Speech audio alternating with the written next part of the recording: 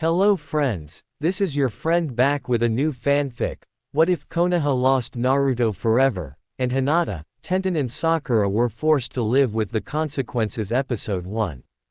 If you like this story, don't forget to like, share, and subscribe, and leave your thoughts in the comments. Now, after a single tragic event changes everything, Konoha must face a future without the one person who always believed in it, and the consequences will be far greater than anyone imagined. Now, let's start. Deep within one of the many forests of the Fire Country, bodies of bandits laid strewn across the ground with a few hanging on branches. There weren't even twitching, all of them were dead, killed in different ways each. Sword slashes, broken necks along with other broken body parts, burned alive, drowned, slashed in multiple places or stabbed. These bodies were once missing nin who had originally tried to kill their target for the large bounty on the target's head. But instead they were the ones who were killed. The killer of these men, who was still fighting some remaining bandits, was a young man who looked like he was in his late teens or early 20s. He stood about 171 centimeters in height and had tan skin with no signs of baby fat whatsoever, merely lean muscle. His hair was a short spiky red color, but a red-colored kitsune mask that had blue-colored designs covered his face, thus denying people the chance to see his true identity. The clothing he wore consisted of a long black cloak with long sleeves, a hood attached, and red stripes going over the sleeves, including around the wrist collars, down the cloak's edges. And the back as well as the hood too. At the center of the cloak's back was a large red whirlpool symbol. Underneath that was a long-sleeve blue shirt and mesh shirt under the former. Black fingerless gloves covered his hands and dark crimson bracers were strapped around his forearms. Over his legs were black pants, while he had blue sandals on his feet. In the man's right hand was a katana that instead of silver had a red blade, which was attached to a black and red striped handle with a round black guard.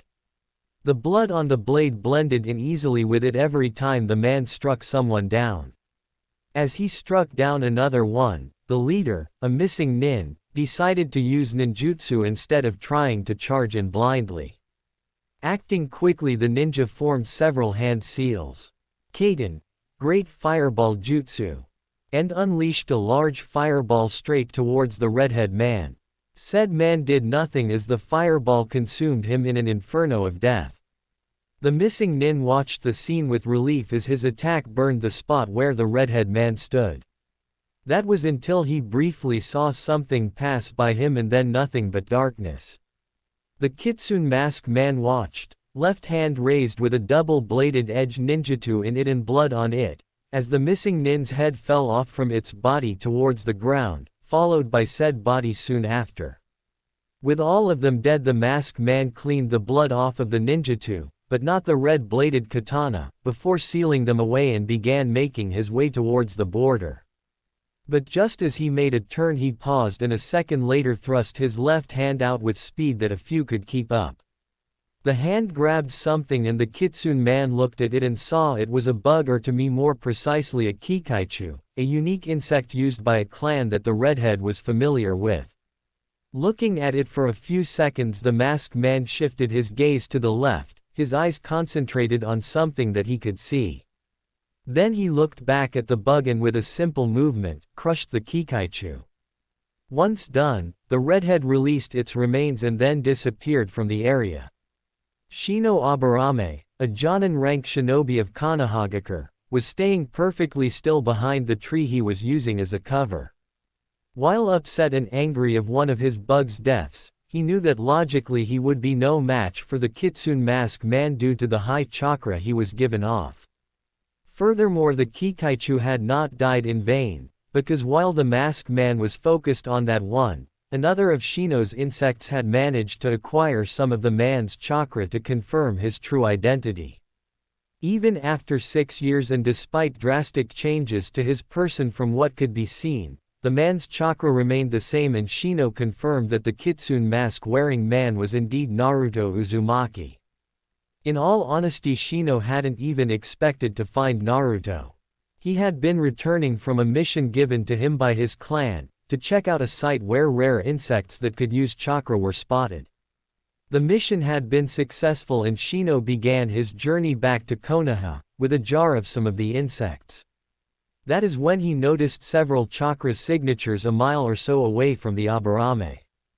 Several of them were at least Chunin level, but one of them was far greater, near cage level if not greater. Not only that, but it was familiar too, while the weaker chakra signals were disappearing one by one. And so after sending several Kikaichu carrying a scroll for the Hokage, Shino rushed off to investigate, and he was indeed right in who it was. The large chakra had belonged to Naruto Uzumaki, a former genin of Konoha banished 6 years ago. After making sure that Naruto was gone, Shino headed back to Konoha to inform the Hokage that his suspicions were correct and that Naruto was still alive and heading towards Wind Country, most likely Sunagaku. He had contemplated sending some of his insects to track Naruto, but Aburame went against it. The reason was because it was clear that Naruto would easily detect them the moment they were near him. Thus Shino decided it would be wiser to inform the Hokage right away. Wind Country, Sunagaku. Within the center of the village known as Sunagaku, where the Cage's tower was, the Godime Cage, Gaara, was currently in his office. Normally, like almost every day, the young Cage would be sitting at his desk doing the bane of all cages, paperwork. However, today Kami seemed to be on Gaara's side as there were little documents to look over and sign, so the redhead managed to finish up early and was now spending time by sitting cross-legged on the floor with an infant, about a year old, in front of him. The infant, a boy to be precise, was almost an exact replica of Gaara, except instead of reddish-brown hair the child had full brown hair, and while he had the young Cage's green eyes, he didn't have the black rings around his eyes that Gaara possessed, nor the kanji for love written in red on his forehead. The baby, wearing a light brown sleeping suit, was sitting upright on his bum, with a purple baby seat supporting him. The infant was happily playing with the number of toys around him, picking one up, playing with it, and then putting it down and moving on to the next. Now and then the infant would look up towards his father, in which Gaara would give a small smile, in return causing his son to giggle happily and return his attention to another toy. Gaara heard the door to his office open slightly before closing behind him. But he did not seem to mind, and neither did the new occupant in the room, as he knew who it was. "You still haven't learned to knock even after 6 years, huh, Naruto?" The revealed and unmasked person, Naruto, whose whiskers were now darker, just smirked at his fellow Jinchuriki and good friend. "I wouldn't be me if I did that now, would I?" Then he looked at the baby, who was staring back with a curious look in his eye and a chubby fist rubbing his nose. "Hi Gakuto-chan, how have you been?" Naruto asked kindly. The baby only gurgled before stretching his other arm out towards his father, his eyelids becoming heavy. "Hey, where's Kana-chan?" Naruto asked his friend, who was picking up his sleepy son from the floor. "She is back home with Matsuri and your daughter, whom I'm sure is the reason for your arrival," Gaara said as he used his sand to put everything in his office back in place while at the same time sealed up Gakuto's toys. Matsuri wanted Kana to stay indoors since she seems to be less anxious in seeing the rest of the village than Gakuto is. Naruto shrugged and followed Gaara out. "Well, if you're going home then I might as well follow you. I have to pick up Kiko-chan and meet Yujin-san at Spring Country since Suna might be getting some unexpected guests in a few days," Naruto said as he followed the cage out of his office. Gaara raised an eyebrow at that before narrowing, understanding the hidden message. "Someone from Konoha saw you." It was not a question. Naruto shrugged. "Yeah, I figured it would be better to head back here and pick up Kiko-chan instead of just waiting for them to give up searching for me." Gaara said nothing at first as they exited the building and headed back towards the young Cage's house where his wife, daughter and his friend's daughter would be waiting for them. While jumping through the roofs, Gaara looked back at Naruto. You know you could accept my offer of giving you asylum, saying that you're staying here under my protection. Heck, why haven't the other nations or villages that you've saved done the same thing? The Case Cage commented. Naruto shrugged. Well, for one, I don't feel like being a burden to my friends, and two, giving me asylum would cause too many political problems with Konoha and most likely Fire Country if I accepted yours or the others' offers. Naruto answered. Gaara gave the redhead a questionable look, blinked and said, since when has any of that stopped you? He deadpanned. Naruto smirked at the comment. True, but I didn't have someone precious to take care of during those times. Konoha, Hokage Mansion, Hokage Office. Tsunade listened to Shino as he finished his report. When she first read the scroll the Aburame had sent beforehand, she thought it was her bad luck again, only to find out it wasn't. It looked like Lady Luck was on her side this time, that is, depending if they could convince Naruto to come back. As she dismissed Shino, Tsunade's thoughts went back to how this whole mess had started. It had begun when Sasuke Uchiha, one of the two survivors of the Uchiha clan massacre, the other being his older brother and the perpetrator of said massacre, had deserted the village of Konoha. The reason? To join the rogue shinobi Orochimaru for power to kill his brother Itachi Uchiha after the snake Sannin gave Sasuke a curse mark. He left the village at night and was escorted by 4 of Orochimaru's elite shinobi. In response, the Godime Hokage, Tsunade Senju, granddaughter and grandniece of the Shodime Hokage and Nidime Hokage respectively, as well as one of the Sannin, trained under the Sandame Hokage Hiruzen Sarutobi, her teammates being Jiraiya and the rogue Nin Orochimaru, had sent out a team to retrieve Sasuke and bring him back. However, due to the lack of manpower within the village, thanks to an invasion a few months prior, all that Tsunade could send out was a team of genin led by a newly minted Chunin to retrieve the Uchiha. One of the genins was Naruto Uzumaki, the Kyuubi Jinchuriki, and one of Sasuke's teammates. The mission was a success. Though 2 of the members were critically injured, they would live, however, after intense surgery and medical ninjutsu done by her, Shizune, and several other Konoha medic nins. The team, with help from the Sand siblings, killed all 4 members of Orochimaru's elite guards, the Sound 4, along with the 5th member Kimimaro Kagaya, who succumbed to a disease he had, according to Gaara. Naruto himself faced and defeated Sasuke Uchiha, bringing his unconscious teammate back to Konoha. But little did anyone know that would be Naruto's last time in the village. Since his birth and becoming the Jinchuriki of the Kyuubi, Naruto Uzumaki has been hated by the majority of the village and sometimes beaten too. The leaders of these beatings and other sorts were the members of the Civilian Council. This group consisted of wealthy merchants and other positions of power that were more interested in their desires than the village, such as making Naruto's life miserable. They also worshipped Sasuke Uchiha, keeping him on a pedestal in order to get on his good side and his clan's wealth. And with said boy injured by the one that they scorned for so long, they finally had a way of getting rid of the demon brat. Through careful planning and sneaking in a few documents into certain piles, they had managed to begin their plan. To explain more clearly, Tsunade Senju, the granddaughter and grandniece of the Shodime Hokage and Nidime Hokage respectively and the current Godime Hokage, was focused more on healing the members of the retrieval team, particular Choji Akamichi and Neji Hyuga, the 2 being in critical condition than all the others sent on the mission. Also, in order to calm her rattled nerves when doing these serious medical operations, she drank a lot of sake to keep going. In fact, she was so busy and drunk that she hadn't been looking at what she was signing one day when she was more focused on the current status of the retrieval team members.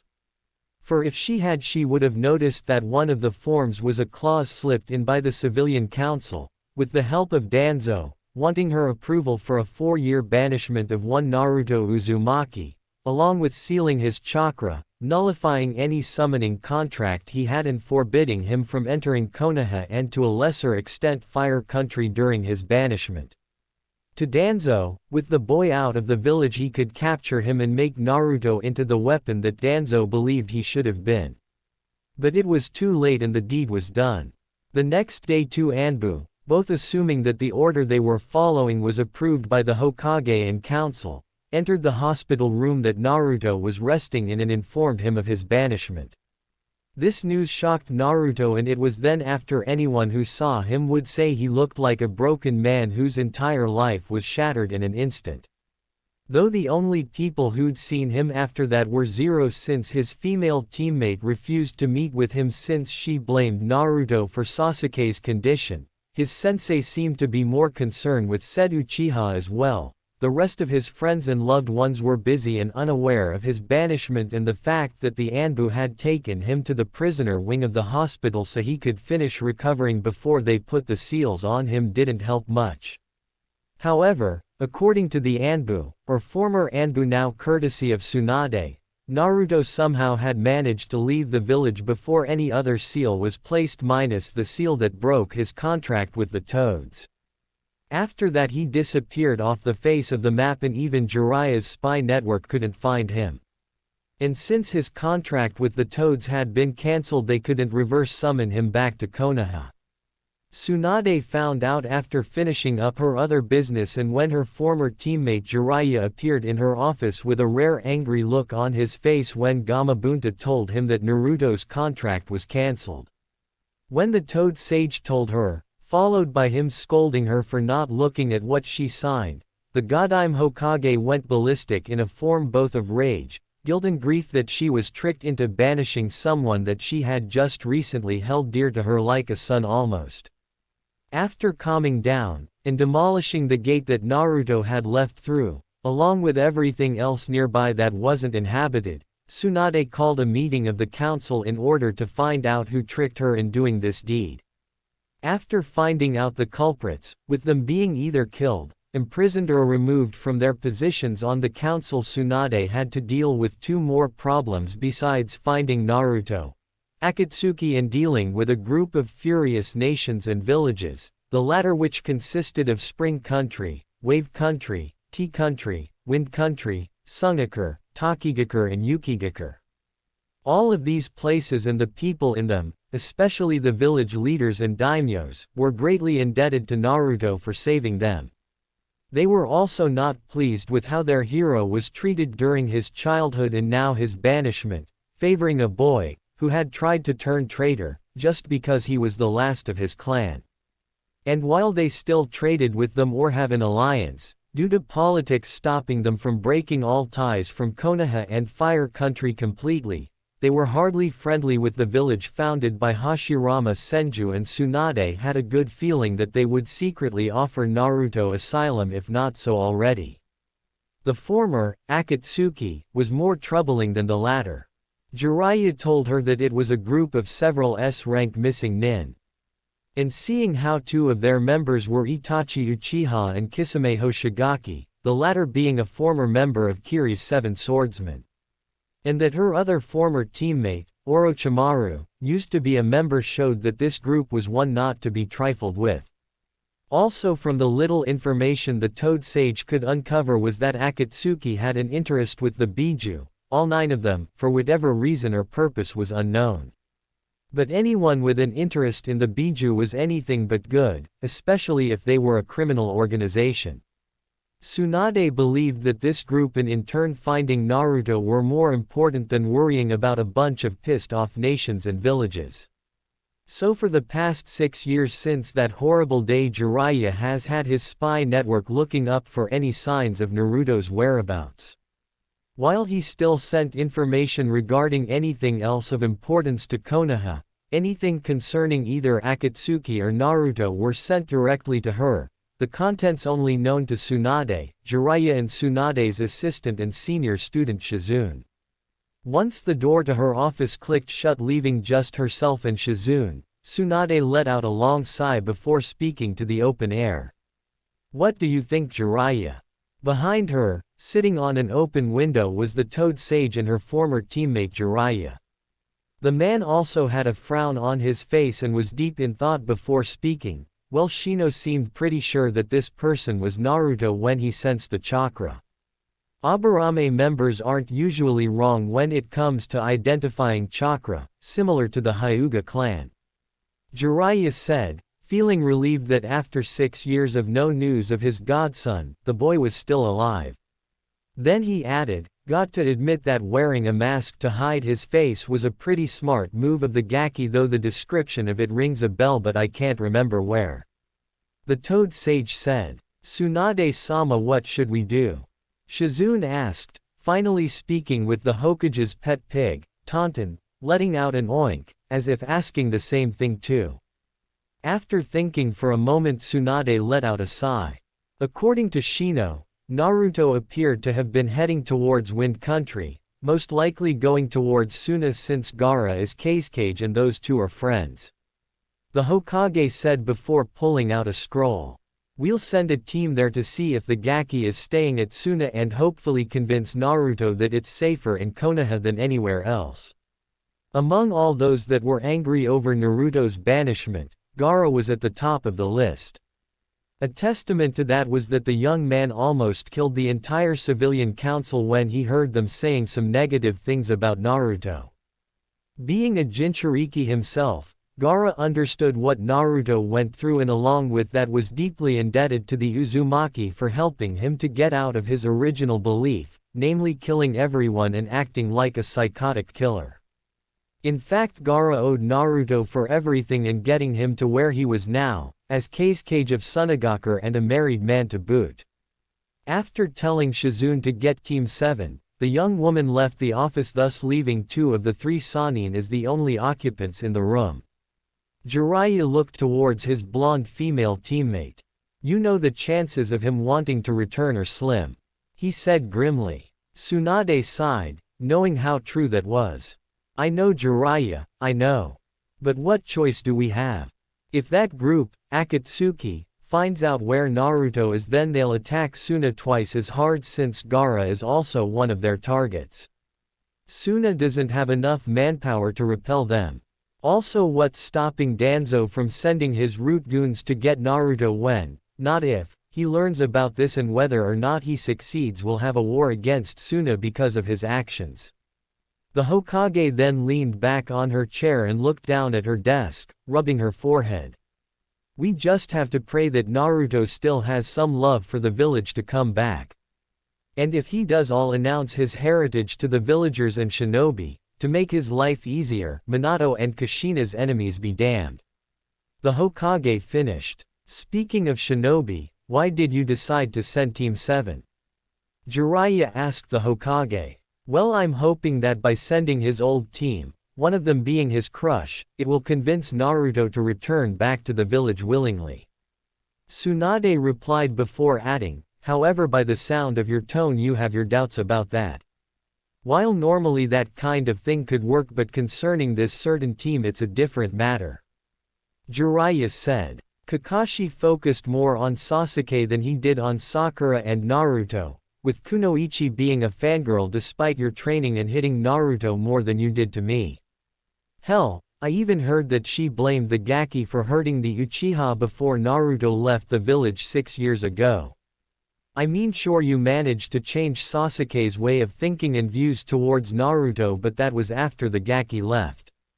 And then there is Sai, the new member, whom I'm sure you've noticed that he screams, 'Root,' all over. All in all, I think either Team 8, 9 or 10 would have been a better choice. Hell, sending Shizune or Iruka would be even better," Jiraiya stated. Tsunade sighed in annoyance since she knew what Jiraiya was saying. "I know what you mean, but those teams are already out on missions, and by the time they return Naruto might be in a different place now. And now that you mention it, Sai will most likely report this to Danzo, being one of his drones and that seal on his tongue. I'm still looking into that, but it's a piece of work though," Jiraiya added. "And that Warhawk will bring it up at the next meeting and will either try to push for the Gaki's return, or worse, him and those other Coots will want to label him as a missing nin. Also, some of the members of those other teams saw Naruto as the fox due to the civilian council's actions of breaking Sensei's law until they were finally broken out of it." Tsunade finished. When Naruto was banished, that had inadvertently removed the Sandaime Hokage's law concerning Naruto's status as a Jinchuriki and revealing it to the younger generation. With that gone, the civilian council, along with several other civilians and shinobi that hated Naruto because of the fox, revealed to the younger generation of the Kyuubi. Because of that, said generation was now divided upon what they now thought about the former genin, and more importantly it caused a rift between the dubbed, rookie 12 feet Naruto's old friends. On one side were the side that didn't believe the crap that the civilian council and other Naruto haters said and saw Naruto as a person and friend and not the fox. The first one was the lazy genius Shikamaru Nara, who had quickly put 2 and 2 together and didn't hate Naruto, thinking he was the fox. And following him was Choji, Shikamaru's best friend, who believed Shikamaru and was good friends with Naruto too when they were younger. The next was Tenten, who didn't see anything that screamed demonic or evil about Naruto, along with her boyfriend Neji Hyuga, who also owed Naruto for helping the Hyuga prodigy open his eyes. After that was Shino Aburame and Neji's cousin Hinata Hyuga. The former, like Shikamaru, figured it out quickly and found it illogical for Naruto to be a threat to anyone or to be even considered the Kyuubi in human form, since it was the same as saying an Aburame was a bug. Hinata refused to believe that her longtime crush was a demon, since she knew that someone as caring, protective and determined such as Naruto could ever be a walking mass of destruction and malice. The last person, surprisingly, was none other than Sasuke Uchiha, who after his return to Konoha and his discharge from the hospital had a long private chat with both Tsunade and Jiraiya. They showed him the results of using Orochimaru's curse seal. The same seal said man had given to Sasuke, and what the seal did to the body. That was to discourage Sasuke from doing another stunt like that one again. What they did next was that Jiraiya and Tsunade revealed to Sasuke the truth behind the Uchiha massacre, which Jiraiya had learned from Sarutobi before the Sandaime Hokage's death, and every file on Naruto and the miserable life the boy had in the village. It was from these things that changed Sasuke from trying to leave the village to gain power to kill his brother Itachi, as well as regretful for his actions that caused Naruto's banishment. The other side, unfortunately, was the side that believed Naruto was the fox despite what their parents said, with their reasons being stupid and shallow until a year after the boy's banishment. Sakura and Ino were the worst, the both of them being Uchiha fangirls and thus hated Naruto for the extreme injuries given to Sasuke. And Kiba hated Naruto because of the power he had, along with his defeat by said boy's hand and the fact that Hinata had a crush on Naruto too. Lee was somewhat on their side since he wanted Sakura's attention, but that caused a rift between him and his sensei Maeda Guy, said taijutsu master, disappointed in his prized students' unyouthful decision. This caused several rifts within the teams of the Rookie 12. However, that all quickly changed when Lee, Ino and Sakura were scolded by Guy, Shikamaru and Tsunade respectively of how foolish and shallow their hatred for Naruto was. Did the three finally snap out of it while Kiba had it beaten into his head by his mother, Sume Inuzuka, and his sensei, literally. For now, let's just hope that Kakashi can convince Naruto to come back without using force. Tsunade of the present mumbled but loud enough for her former teammate to hear.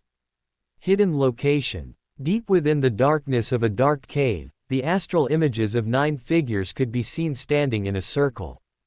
One of them, with metallic silver and rippling eyes, spoke first. It appears that the Kyuubi Jinchuriki has been discovered. The man said before turning his attention to another person, a male that had the unusual appearance of having a Venus fly trap attached to his body. Zetsu, the first man said. Zetsu spoke to the others in his 2 different voices. Turns out he's actually Kodama, fox spirit, that wandering nin who made a name for himself these past few years. White Zetsu said. He was headed towards Wind Country, most likely to Suna since he's good friends with the Cage.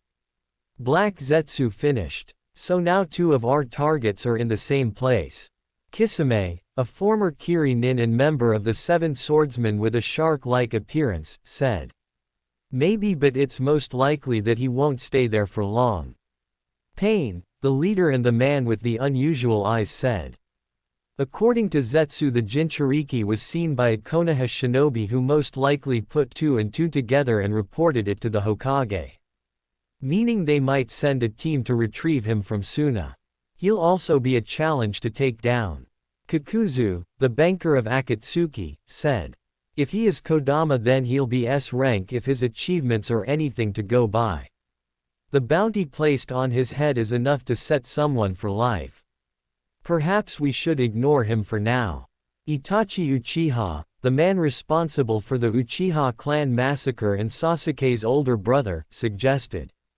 While this is the first sighting we have of him for over 6 years, we do not know Naruto's full abilities right now.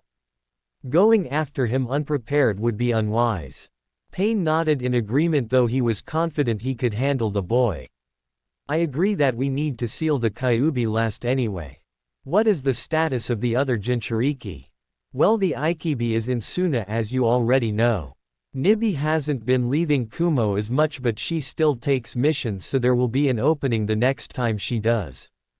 The Sanbi is still in the same lake it's been in for the past 3 years, undisturbed, so now would be the best time to snag it before Kiri gets wind of its location.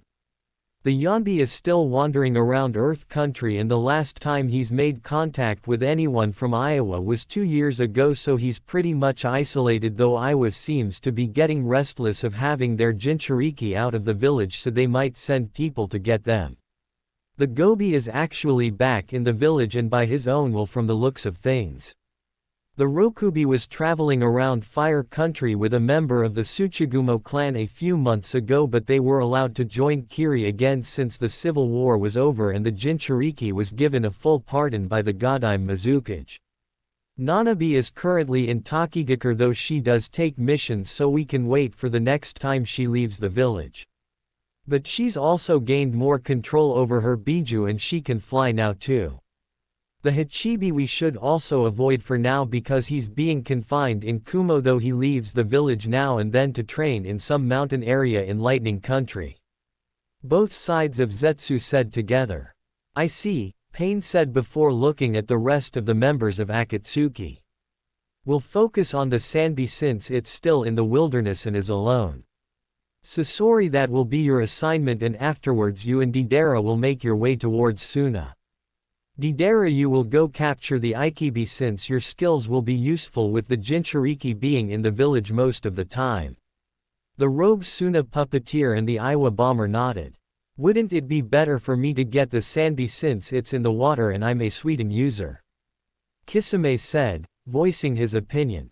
True, but you and Itachi will be going to retrieve the Yonbi since it's far away from the village. According to our intel, the Jinchuriki has the lava release Kekkei Genkei, which is also enhanced by the Yonbi. Your Suiten techniques and chakra absorbing abilities would prove more beneficial with that. Pain said. After hearing the reason and the logic behind it, Kisame nodded and backed down. Pain continued soon after. It is doubtful that the Rokubi will leave Kiri for missions anytime soon since the village is still recovering from the civil war, which goes for the same for the Hachibi whose brother the Raikage keeps him in Kumogakure. So we'll ignore those two along with the Gobi and the Kyuubi for the time being, which leaves us the Nibi and Nanabi. The former is assigned to Hidan while the latter is assigned to Kakuzu. Since we don't know yet when they will be out of the village, you two will remain on standby and make the best of it while increasing our funding so we can continue later missions. Shut it, Hidan, your damn religion is the reason why we have to earn more cash in the first place. Kakuzu snapped. What will I be doing, Leader Sama? White Zetsu asked. You will continue surveying the Kyuubi Jinchuriki so we can get a better grasp of his abilities. If he is indeed this Kodama person, then he will not be an easy target. Pain said before eventually ending the meeting, and one by one the images faded away. 3 days later, Wind Country, Team 7. The reformed Team 7, consisting of 1 Jonin and 3 Chunins, had recently made it into Wind Country about yesterday, and after camping out in a cave to avoid the nighttime sandstorms, the team had continued on its way towards Suna, with two different sets of orders. The first and official order was for the team to deliver a scroll with a letter from Tsunade discussing the trade agreements between the two villages. She had originally planned to send it a week later since the deadline was only 2 weeks away, but she figured that this would be a good excuse to get a chance of finding Naruto. This led to the second and unofficial order given to Team 7 by the Godime Hokage. Confirm Naruto Uzumaki was staying in Suna and try to convince him to return to Konoha for safety against Akatsuki, force being only a last resort. Also, with the Kage's sister, Temari, staying in Konoha due to her role as ambassador, Tsunade wanted the team to leave as soon as possible before Suna Kunoichi caught on and warned her brother and Naruto ahead of time. Of course, the idea of questioning Temari about how long she knew, if at all, of Naruto's interactions with Suna came up, but Tsunade shot that down. Not only would that cause international problems between Konoha and Suna, Temari was very strong-willed and equally skilled and might escape before they could question her. Also, Tsunade would probably get an earful from Yoshino Nara, the woman being angry that the Hokage and Jiraiya might have ruined her chance of getting a daughter-in-law, since it was well known that Temari and Shikamaru Nara were dating. The fact that the lazy genius was always assigned to escort Temari helped too. But back to Team 7, Tsunade sent them as not only were they the only team available she could trust, but she hoped that they could better convince Naruto. But as explained by Jiraiya before, force might open right at the get-go due to the history that this team had with Naruto Uzumaki, who originally was a member of it. Kakashi Hatake, the Jonin instructor, was ashamed of himself for not trying to be a better teacher to his team and not pointing Naruto and Sakura in the right directions to make them stronger. Those things had caused him to lose respect from his Jonin colleagues and even his leader a bit. For the past 6 years he has been doing everything in his powers to make amends for those failures, especially to his sensei for failing his legacy, and hopefully he can correct that mistake today. Sasuke was also hoping for redemption on his part that caused Naruto's banishment. After the meeting with Tsunade and Jiraiya 6 years ago, Sasuke became a changed man from the brooding Avenger boy he was once.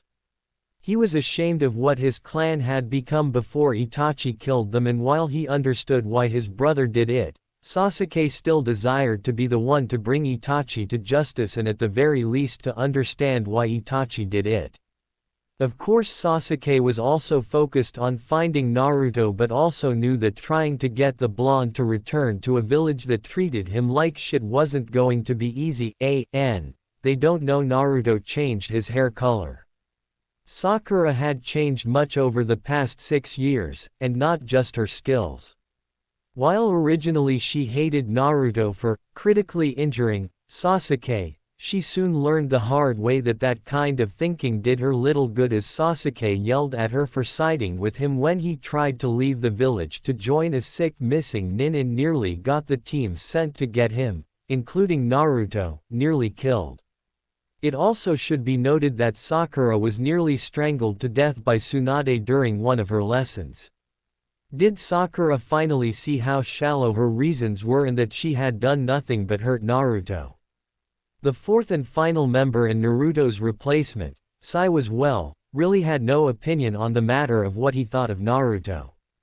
This was due to the fact the pale boy doesn't know the Kyuubi Jinchuriki personally, and that he was focused on following both the orders of the Hokage and his true master Danzo Shimura. Said orders were to bring the Jinchuriki back to the village, so Danzo, whether with or without Tsunade's permission, placed a loyalty seal on Naruto to ensure his loyalty to Konoha and to Danzo. Back in the present, the 4 Konoha shinobi continued their trek across the desert before Sai's eyes widened for a brief moment. "Kakashi-san, I see my ink birds and rats returning," the pale boy said to the Jonin. Said Jonin and his 2 other students stopped when Sai announced this. Kakashi had Sai send several of his ink creatures ahead to scout the land towards Suna just in case Naruto passed them or something. The rest of the team watched as the ink creatures landed on a pulled-out piece of paper Sai had out. Quickly the animals took the forms of letters while the rest formed a map. "What did they say?" Kakashi asked. "They say that a person that matches the description that Shino-san gave is walking away from the village, towards the border of Fire Country by the looks of it," Sai said in his usual monotone voice. Kakashi's visible eye widened for a moment but returned to normal before anyone saw. "Which way?" he asked quickly. Sai pointed towards the east. "About 4 miles that way, just near where there is a cluster of rocks nearby. If we move now we should make it there in about 30 minutes or less and can intercept him," Sai reported. "Okay everyone, we move towards the cluster and wait for Naruto there. We won't move until we confirm it is," Kakashi said to the others. "And remember we're to try and convince him peacefully to return to the village, forces to be used only as a last resort, understood?" Kakashi emphasized the last part towards Sakura especially, who had a dark look in her eyes before it vanished. Soon all 3 Chunins nodded before they took off towards the direction Sai pointed to. While they were running, Sasuke decided to bring up one fact: "You know the chances of us even getting to agree to come back to the village are very low," Sasuke said. Kakashi didn't say anything to that, but merely nodded at the truth in those words. Sai however commented, "Doesn't matter if he agrees or not, duck butt. Our orders are to retrieve him no matter what," Sai said. The comment on the Uchiha's hair earned a glare from said boy and a lump on the head courtesy of a certain pink-hair girl and a sigh from the Jonin. With Naruto. Naruto halted in his leisurely walk, being careful not to awaken the small sleeping bundle strapped to his back. His blue eyes narrowed. "Kurama," Naruto said to Kyuubi that it was sealed inside of him. "I sense it too, Kit," the fox with 9 tails said, who had originally been asleep but now had one eye lazily open. "Several chakra signatures heading towards you. And 3 of them are familiar and the 4th one is unknown," Kurama added. "It has to be Konoha," Naruto thought to himself but also to Kurama. "The chakra signatures are a bit different but still familiar. The only people I can think of that the old hag would send after me would be..." Naruto's eyes widened as he figured it out before they narrowed, followed by a low growl. Kurama, having already figured it out as well, chuckled darkly. "Looks like it's going to be a regular team reunion," Kyuubi said dryly. Though he knew that Kurama was joking, Naruto also knew that he couldn't really escape using Mikado, his own space-time ninjutsu that he created from studying his father's Hiraishin. He had managed to acquire his father and mother's notes on the night he ran away from Konoha, when he learned about his origins from the Kyuubi himself. Said Biju stated that he had no desire to have a weak container or being anyone's pawn, especially a certain Warhawk, due to the fact that he had none of his special double-edged bladed ninjutsu close enough to teleport them to, excluding the one he kept in Suna with Gaara's permission. But he couldn't go back there because even though Gaara could deny Konoha of giving them to Naruto, the Uzumaki knew that it wouldn't stop his former village from trying to bring him back to Konoha for his safety. So Naruto figured that the best thing to do would be to stall his former teammates long enough for him to place one of his ninjutsu close enough for him to teleport to but far enough so that he would have a good distance away from his pursuers. With that decision, Naruto bit his right thumb and then formed the hand signs before slamming it on the ground, saying, "Kuchio's no jutsu." And then a puff of smoke that reached Naruto's waist appeared. When it disappeared, in its place was a fox with a long tail and dark red fur with 2 yellow stripes that looked like lightning going off its body from its eyes to its tail. "Hello Naruto-sama, do you require my assistance?" the fox asked with a voice that was obviously male. "Hey Doro-san, I got some pursuers heading towards me and don't have enough time to get some distance from them either," Naruto said as he touched the red bracer on his left hand, releasing a ninjutsu that was sealed in it. He then handed it to the fox named Doro. I need you to take this and Kiko-chan to the borders of Fire Country, which is a few miles away, while I distract them. Once you reach the border, send a pulse of chakra through this ninjutsu. That will alert me and I'll teleport right away. Naruto finished. Understood Naruto-sama, Doro said as he used his tail to grab the weapon by its handle. Then Naruto carefully detached the baby carrier that held Kiko before attaching it to Doro's body, making sure that the toddler was resting on the fox's back. The slight movement pulled back the hood on the girl's orange sweater, revealing her red hair with pigtails. The jostling also woke her up slightly as her eyelids opened, revealing weary and tired purple eyes that stared at Naruto's blue eyes. "Daddy," she said tiredly, her eyelids slowly closing. Naruto just smiled at his 3-year-old daughter before rubbing a comforting hand over her red hair. "Don't worry sweetie, Daddy just needs to deal with some bad people. So you'll be riding Doro-san for a little bit but Daddy will be back soon." Naruto replied to the child, who had already fallen back asleep. Giving a nod to the fox, Naruto watched as Doro sped off towards the border at a speed that would have made a certain green spandex-wearing shinobi and his mini-version jealous. As the fox sped off, Naruto let out a brief sigh, eyes closed, before they snapped back open instantly, a determined and hard glare now showing in his eyes as he prepared to deal with his former team. A couple of minutes later, Naruto was walking through the cluster of rocks that Sai had described around the same time. The redhead had a calm look on his face as he walked through the cluster of rocks. He continued walking when he sensed several nearby chakra signatures. Acting on instincts, Naruto vanished from his spot on top of a large rock, looking down at his previous position just as 4 people surrounded it, 3 of them he recognized and 1 he didn't. Kakashi was the first to recover from the surprise of how fast Naruto moved, but was even more surprised when he got a good look at his former student. The Uzumaki now had red spiky hair that his mother's clan was well known for instead of the yellow hair that he had inherited from his father. The former Konoha shinobi, however, still had his blue eyes. Snapping out of his stupor, Kakashi gave his signature eye smile. "Yo Naruto. How's it been?" Naruto raised an eyebrow, as if he was trying to figure out if Kakashi was joking.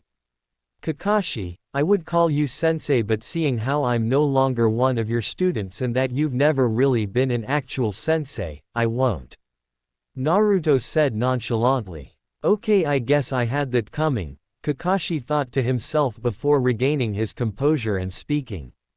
"Naruto, we've been sent by orders of the Hokage to. I have no intentions of going back to that hellhole of a village," Naruto said in a serious voice, cutting off Kakashi's sentence. "Despite the fact I was banished, I feel a lot happier than I've ever been in my whole life, and I won't be taken back to a place that would rather see me dead," Sai said emotionlessly, though the last part earned a tick mark from Naruto, but said person merely pushed it aside. "I'm guessing he's my replacement?" Naruto asked, getting a nod from Kakashi. "His manners need some work since it's clear that he has no knowledge of negotiating if he talks like that," Naruto commented. Sakura gave Sai another lump on the head, seeing how he made the situation worse. While that was happening, Sasuke spoke. "Look Naruto, the Hokage made a mistake and she's sorry. She even put down those idiot civilian council members that tricked her, and she's willing to compromise. Also there's a group of," this time Sasuke was cut off by Naruto's class missing nin who are after me for the Kyuubi, blah, blah, blah. Naruto said boringly. "I already know that and I've been doing a wonderful job of staying out of their radar and I'm more than ready to deal with them," he said. "Naruto, please, you can't really believe that you can take on a group of shinobi of cage-level strength on your own. You won't be able to stand a chance by yourself. Tsunade-sama knows this and wants you to come back so she can protect you," Sakura said, but flinched at the glare the redhead gave her. "I really don't want to hear anything from you, Sakura. Especially not about helping me, seeing how many times you've countlessly hit me for petty reasons at all, just for being myself or trying to help you. Sakura couldn't help but flinch again at that and had the decency to look ashamed. Now you all have one chance to get out of my sight and never bother me again. Or else I'll use more extreme methods. Kakashi sighed, seeing how this was not going the way he wanted it to go. I guess there really isn't anything we can do to convince you, he said, not asked, as he pulled up his headband, revealing his Sharingan. Ignoring the roaring demands of Kurama to rip the cursed eye from Hitaki's face, Naruto calmly replied, "No, there isn't." He finished before using his advanced Shunshin Zanzo afterimage, disappearing into thin air and then reappeared before Team 7, shocking them at the incredible speed the redhead just showed. However, before they could react, Naruto raised both his hands and shouted, "Funryu Teiho!" Jet cannon, and fired a powerful blast of wind chakra from both of his palms, which he had thrust forward. The results were all 4 members of Team 7 being blasted backwards from the impact of the wind and sent them back a great distance. Kakashi was the first to recover, having done a flip in mid-air and landed on the ground. Sai and Sasuke skidded across the sandy ground, while Sakura, who had been in the center of the attack, had more trouble recovering and instead crashed into a nearby rock, causing a small crater in it from the impact. "Well, that was interesting," Kakashi said as he regained his breathing. Despite having been able to land easier than the others, Naruto's attack took a lot of air out of him, literally. "At least now we know that he's a wind user," the copycat Shinobi commented. "Yeah, but that means lightning techniques won't work as well," Sasuke commented as he got up and had already pulled out his chakra blade Chikudo. "We don't even know the full extent of his abilities, so that makes things even more troublesome." Back in Konoha, a certain Nara sneezed. "What makes you think I'll give you time to even react?" Naruto asked as he began focusing wind chakra into his right pointer finger. Kuki Yuba, air finger, and fired a large blast of wind in the shape of a bullet right towards the 2 Sharingan users. However, Kakashi's experience came in handy as he quickly countered it. "Doten, Doryuheiki, mud wall," Kakashi said as he finished the hand signs and slammed both hands on the ground. Then a wall of earth with 4 dog heads appeared before Kakashi and took the bullet of wind head on. While the earth wall managed to stop it, the impact caused it to crack severely. "For my Doryuheiki to be so seriously damaged, that's one hell of an attack Naruto has," Kakashi thought to himself as he surveyed the damage. While this was happening, Sakura and Sai had not been standing idly by. Sai quickly took to the air on an ink bird, while Sakura charged towards Naruto's right side with a large clump of rock in her hand. Using her chakra-enhanced strength, Sakura threw the rock towards Naruto. But in response, Naruto merely smacked the rock to the side with ease and a bored look on his face as if he was unimpressed. However, Sakura used that brief moment to get closer to the redhead, preparing to deliver a strong punch to the face to knock Naruto out. But instead of getting the results she hoped for, Sakura was shocked to see Naruto merely raise his left hand and then emit a brief pulse of chakra that cancelled out the chakra in Sakura's fist, allowing Naruto to grab it with ease. Naruto smirked at the shocked and confused look on his former teammate's face. "In the end, Sakura, all you're good at is hitting with your fist, thus showing your uselessness," Naruto remarked dryly before grabbing Sakura's wrist and pulling the pink head closer towards her, and then delivered his own chakra-enhanced punch right into Sakura's stomach. This caused Haruno to keel over and cough out some blood. Suddenly Naruto's ninja senses went up and the redhead turned to see Kakashi upon him, a suppression seal in his hand. Not to be overtaken by this, Naruto raised his right finger and fired another Kuki Yuba, but this time instead of being large as the first one, this one was smaller, the actual size of a bullet, and a lot faster too. It quickly pierced Kakashi's right shoulder, surprising the Jonin at the sudden attack and dropping the suppression seal. But before he could recover, Naruto threw Sakura right at Kakashi, sending both teacher and student flying backwards. Before he could relax, Naruto felt a shadow over him. Looking up, the redhead saw Sai on his large ink bird release a dozen smaller ink birds with explosion tags attached to them, straight towards the Uzumaki. But Naruto remained undeterred as he formed hand seals. Futon. Yofu. Hawk wind, and then Naruto blew out some wind from his mouth while at the same time swiping his arms like wings and fired a large gust of wind in the shape of a hawk. The bird of wind made contact with the smaller ink birds and suddenly the ink birds dispersed while at the same time the explosive notes attached to them went off, causing a large explosion in the air. Taking advantage of Naruto's attention on Sai, Sasuke charged in. His Sharingan was active and sending lightning chakra into his Chikudo. The Uchiha's plan was to touch Naruto with his blade and send out a brief pulse of electricity through the redhead's body, paralyzing him. At the same time Sakura and Kakashi had managed to get themselves untangled and the former charged in on Naruto as well. But none of them expected what came next. Naruto shot out his arms towards Sakura and Sasuke and extending from them were chakra chains, the same ones Naruto's mother, Kushina, could use.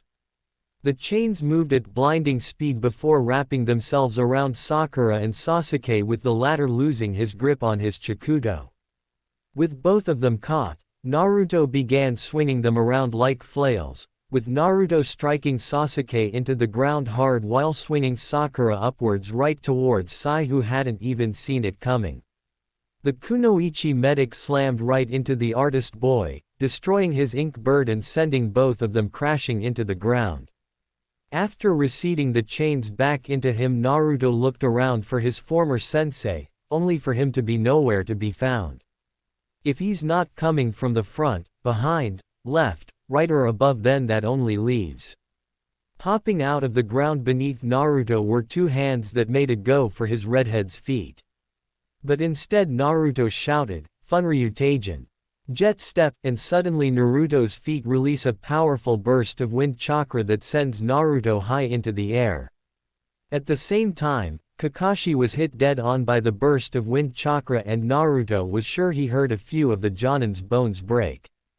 But it turned out to be not when Kakashi suddenly dispersed from existence, revealing it to be a shadow clone and not the real one. Naruto looked to his right and saw the real Kakashi leap towards him, a tanto in hand.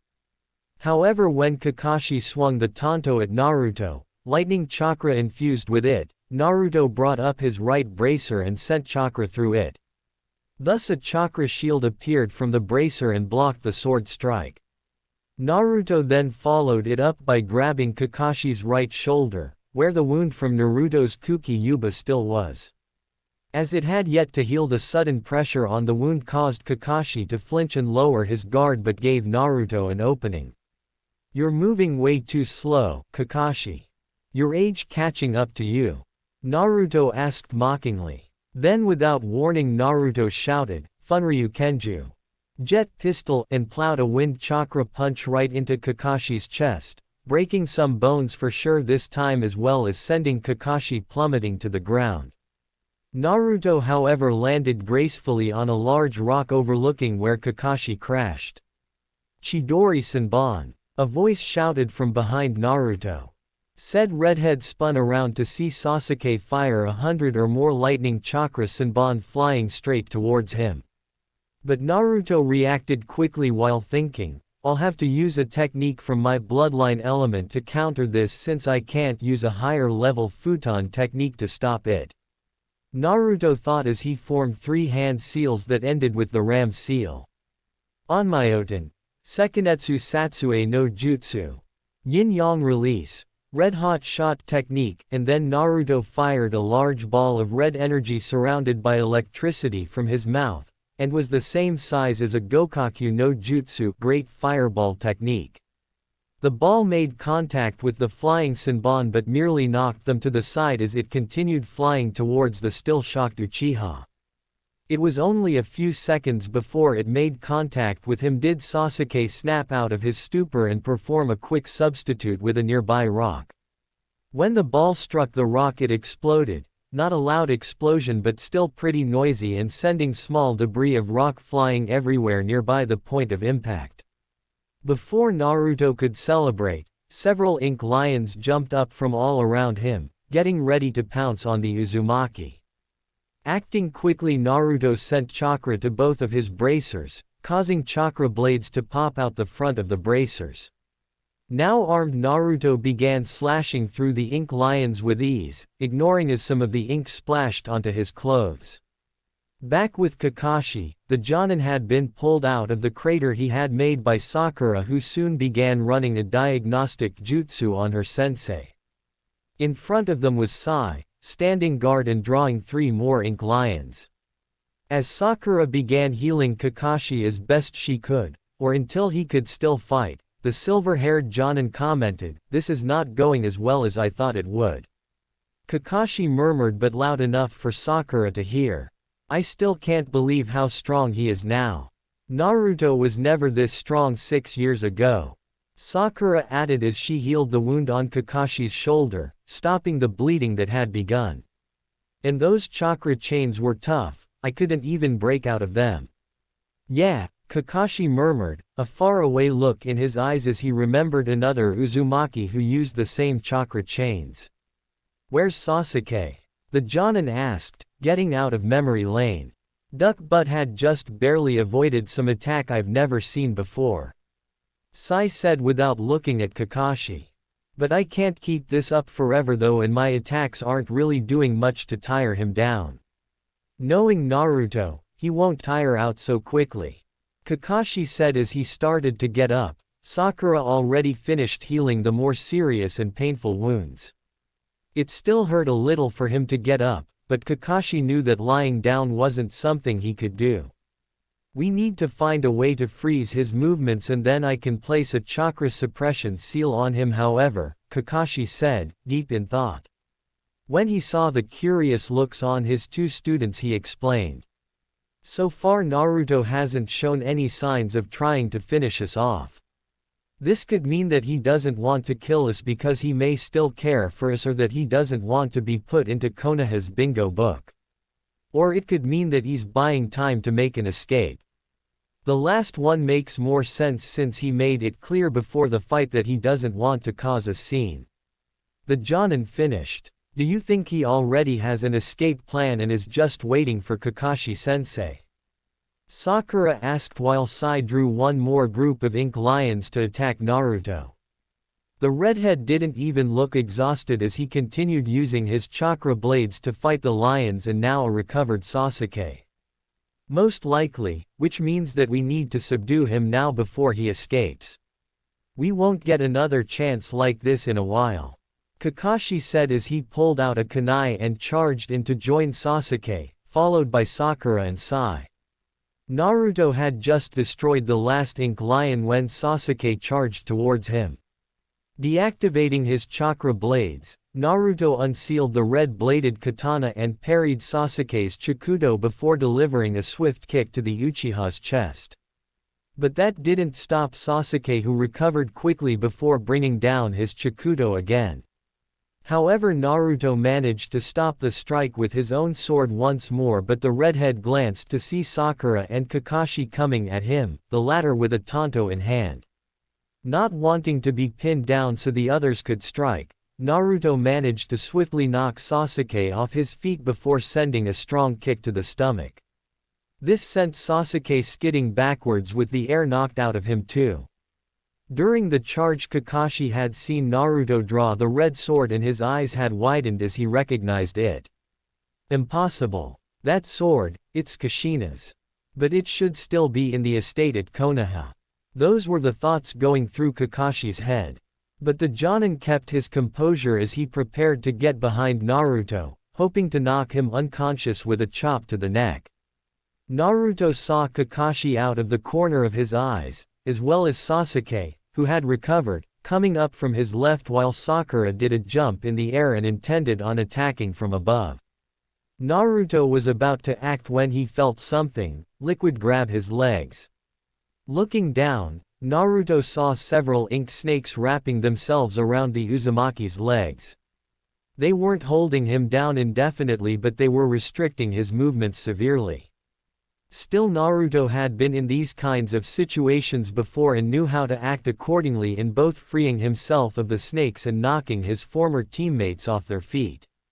Clapping his hands, Naruto shouted, "Futon, Tatsumaki no Hashira." Tornado pillar, and right away a pillar of fast-spinning wind popped from the ground, surrounding Naruto. While it dispersed the ink snakes, a few seconds later the tornado expanded and struck Kakashi, Sasuke and Sakura all at the same time. The spinning wind must have been sharp, as the three members of Team 7 had several cuts on their bodies, with only a few being deep enough to cause bleeding. Just as the tornado dispersed, Naruto felt a sudden spike in his chakra. Doro had finally reached his destination and planted the ninjutsu as ordered. Well, I have to say that this little reunion was fun, but I'm afraid I have to go now. See ya, maybe. Naruto said the last part with a smirk. Before any of the Konoha shinobi could act, the redhead disappeared into thin air, leaving no trace that he was there whatsoever, much to the shock of the others. Was that Hiraishin? Kakashi thought to himself in surprise as he looked at the spot that Naruto had been standing moments ago. Finally snapping himself out of his state of shock, the copycat shinobi got back up on his feet as he went to rejoin his team. Sakura was healing a few of the wounds she had just acquired from Naruto's last attack. Sai had just landed besides her, and since he was slightly chakra exhausted from making so many inked creatures at once, he didn't have multiple cuts on his body. Kakashi was actually a little bit better than Sakura, since his flak jacket took most of the damage from the tornado, though now it had numerous holes in it, though he had some cuts on his arms. Sasuke was the farthest away from the expanding tornado and was slightly grazed by it, then really injured. No one is seriously wounded, I presume? Kakashi said to the three Chunins as he lowered his headband to cover his Sharingan eye. He winced though, since the bones that were broken by Naruto's Funryukeijin hadn't been fully healed. My wounds aren't too bad that I can't move properly, Sasuke said as he sat down on a small rock, catching his breath. That battle was very intense and took a lot out of him. But I'm pretty sure if I fight again I'm going to be hurting a lot during the whole time. I'm fine except for chakra exhaustion, and I didn't bring any soldier pills with me, Sai exclaimed as he put away his tanto. I don't think we can continue the mission even if we were in top shape, Sakura commented. Whatever Naruto did just now, it looks like it took him far away from here, she added. Sakura's right, Kakashi said as he looked around for some hopeful signs of Naruto, but of course found none. It looked like he used some kind of technique similar to my sensei's Hiraishin. He's probably gotten a good distance away from us too, and it will be impossible for us to track him since we don't know which direction he teleported to. Before we caught up to him, it looked like he was going north through Fire Country, Sasuke said while Sakura began healing his wounds. He won't stay in Fire Country for long, not with Konoha knowing that he's still alive, Kakashi said as he pulled out a scroll and began writing in it. His plan was to send Pakun ahead of them to inform Tsunade of what had just transpired. With their wounds and low chakra, it would take Team 7 a while longer to get back to the village.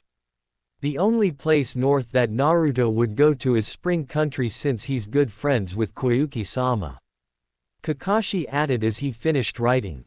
Once he was done with the scroll, he took some blood from a wound and performed a quick set of hand seals.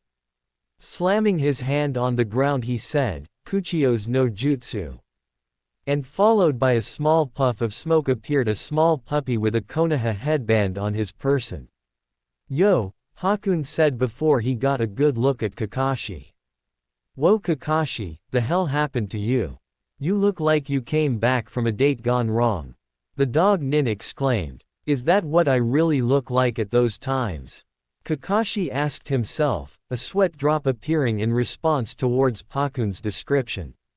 But he soon shook it off as he handed the dog Nin a scroll. We just had a confrontation with Naruto.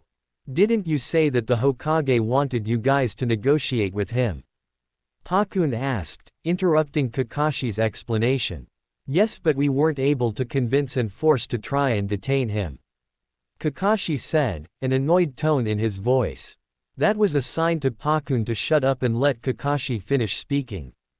This scroll has the info of what happened along with which way we believe Naruto went and the location. This is for the eyes of the Hokage only, do not let anyone else see it before her. Also tell Tsunade-sama I'll have a detailed report when we return to the village. The copy Nin said. Got it, Pakun said as he took the scroll with his mouth, biting down on it so that while his teeth didn't tear through it, it wouldn't fall out of his mouth. Without wasting a second, Pakun sped off at impressive speed towards Fire Country and towards Konoha. While Pakun was performing his task, Kakashi turned towards the rest of Team 7. Pakun will most likely get back to the village a day or two ahead of us. We'll move at a more leisurely pace so we don't exhaust ourselves than we already are and not reopen our wounds. But it's imperative that we get back to the village as soon as possible to think of our next move before Akatsuki gets to Naruto. Kakashi said. Hey, personally I doubt they will give him much trouble seeing how he managed to toss all 4 of us like rag dolls.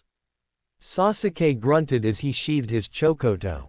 We were trying to capture him without causing any permanent damage. Kakashi rebuffed. Akatsuki won't care in what condition he will be in as long as he's brought back alive. There was a brief but tense moment of silence before Sai broke it. By the way, what was that attack that he used to deflect your Chidori-Senbon? I never saw a technique like that before. Sai said, looking at Sasuke. Kakashi was also curious as well, since he saw the technique, or a little of it, but he did see the explosion. If Sasuke hadn't dodged it, then the young Uchiha would have been fatally injured or dead. I was wondering the same thing about Sasuke. The technique looked like a Kaden technique.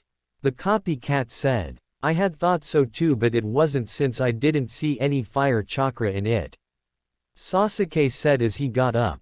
He looked towards the crater formed by the attack's explosion, internally glad he had dodged it. I was able to see the words he said, and he said Onmyoten, not Kaden. Kakashi's visible eyebrow went up, surprised by that. Onmyoten. Are you sure? Kakashi asked intently. Sasuke nodded. Yeah, it might be a Kekkei Genkei or something. Uchiha suggested. To be honest Sasuke, I hope you're wrong and just heard it incorrectly. Kakashi said quietly, but enough for the rest of his team to hear. Because if it is, then I think things got just a hell of a lot harder. An annoyed Tsunade slammed the door to her office hard, nearly knocking them off their hinges, a sign she was angry. Behind her was her senior apprentice and assistant, as well as the niece of her deceased lover Dan, Shizune, and Kakashi Hatake, the latter with some bandages and band-aids on his body since he and his team had just got back to the village. Sitting on the windowsill was Jiraiya, whom seemed pretty anxious to hear Kakashi's reports as well as some other things, which shockingly had nothing to do with his research. But back to Tsunade, the reason for the Hokage's annoyance was the council meeting that had just ended a few minutes ago, the reason surrounding the events of Team 7's mission and its objective. Even in this kind of situation, a council meeting would not be needed unless something that affected the village as a whole and required the meeting. Even if the event of a team being sent out to bring back a former shinobi of the village, the Jinchuriki to boot, were to happen, it wouldn't be necessary for a council to be summoned. The reason being that all missions are given to by the Hokage, who is the only person who can know about the mission's parameter and its results, and did not need to be known to the council. None of that mattered in this case because Danzo, after learning from Sai about the results of the mission, summoned a council meeting. Though the Hokage herself could only do such a thing, If the topic was, as said before, of importance concern to the village, then another member of the council could call a meeting. In this case was the growing fear that Naruto might want exact revenge towards the village. Danzo had hoped that by playing on their fears of Naruto, the civilian council and maybe some members of the Shinobi Council would force Tsunade to label Naruto as a missing nin, or the very least making his retrieval back to the village as a primary focus, where Danzo could secretly enforce loyalty onto the boy. Kakashi was also there since as team leader it was his job to report what happened during the mission. However, that did not turn out to be the case.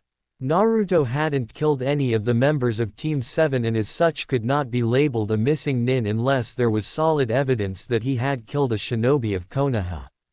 Of course the civilian council put up a stink about it, but after a harsh scolding where one member of the council was knocked straight through the walls courtesy of Tsunade when he said the word abomination, did they stand down.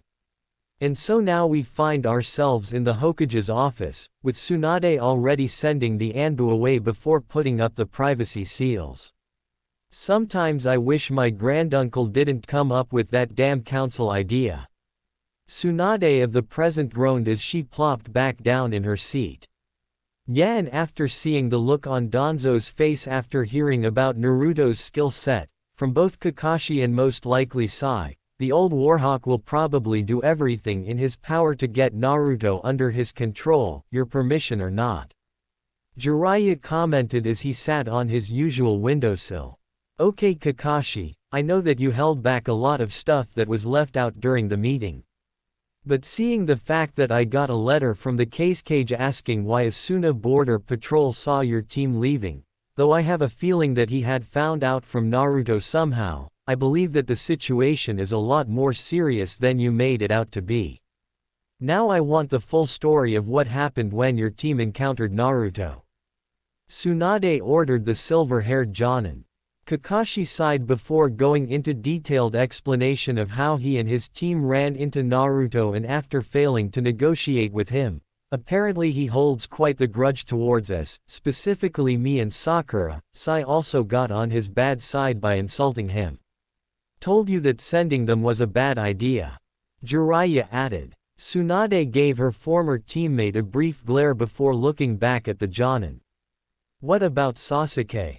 Tsunade asked. I'm not fully sure about Sasuke.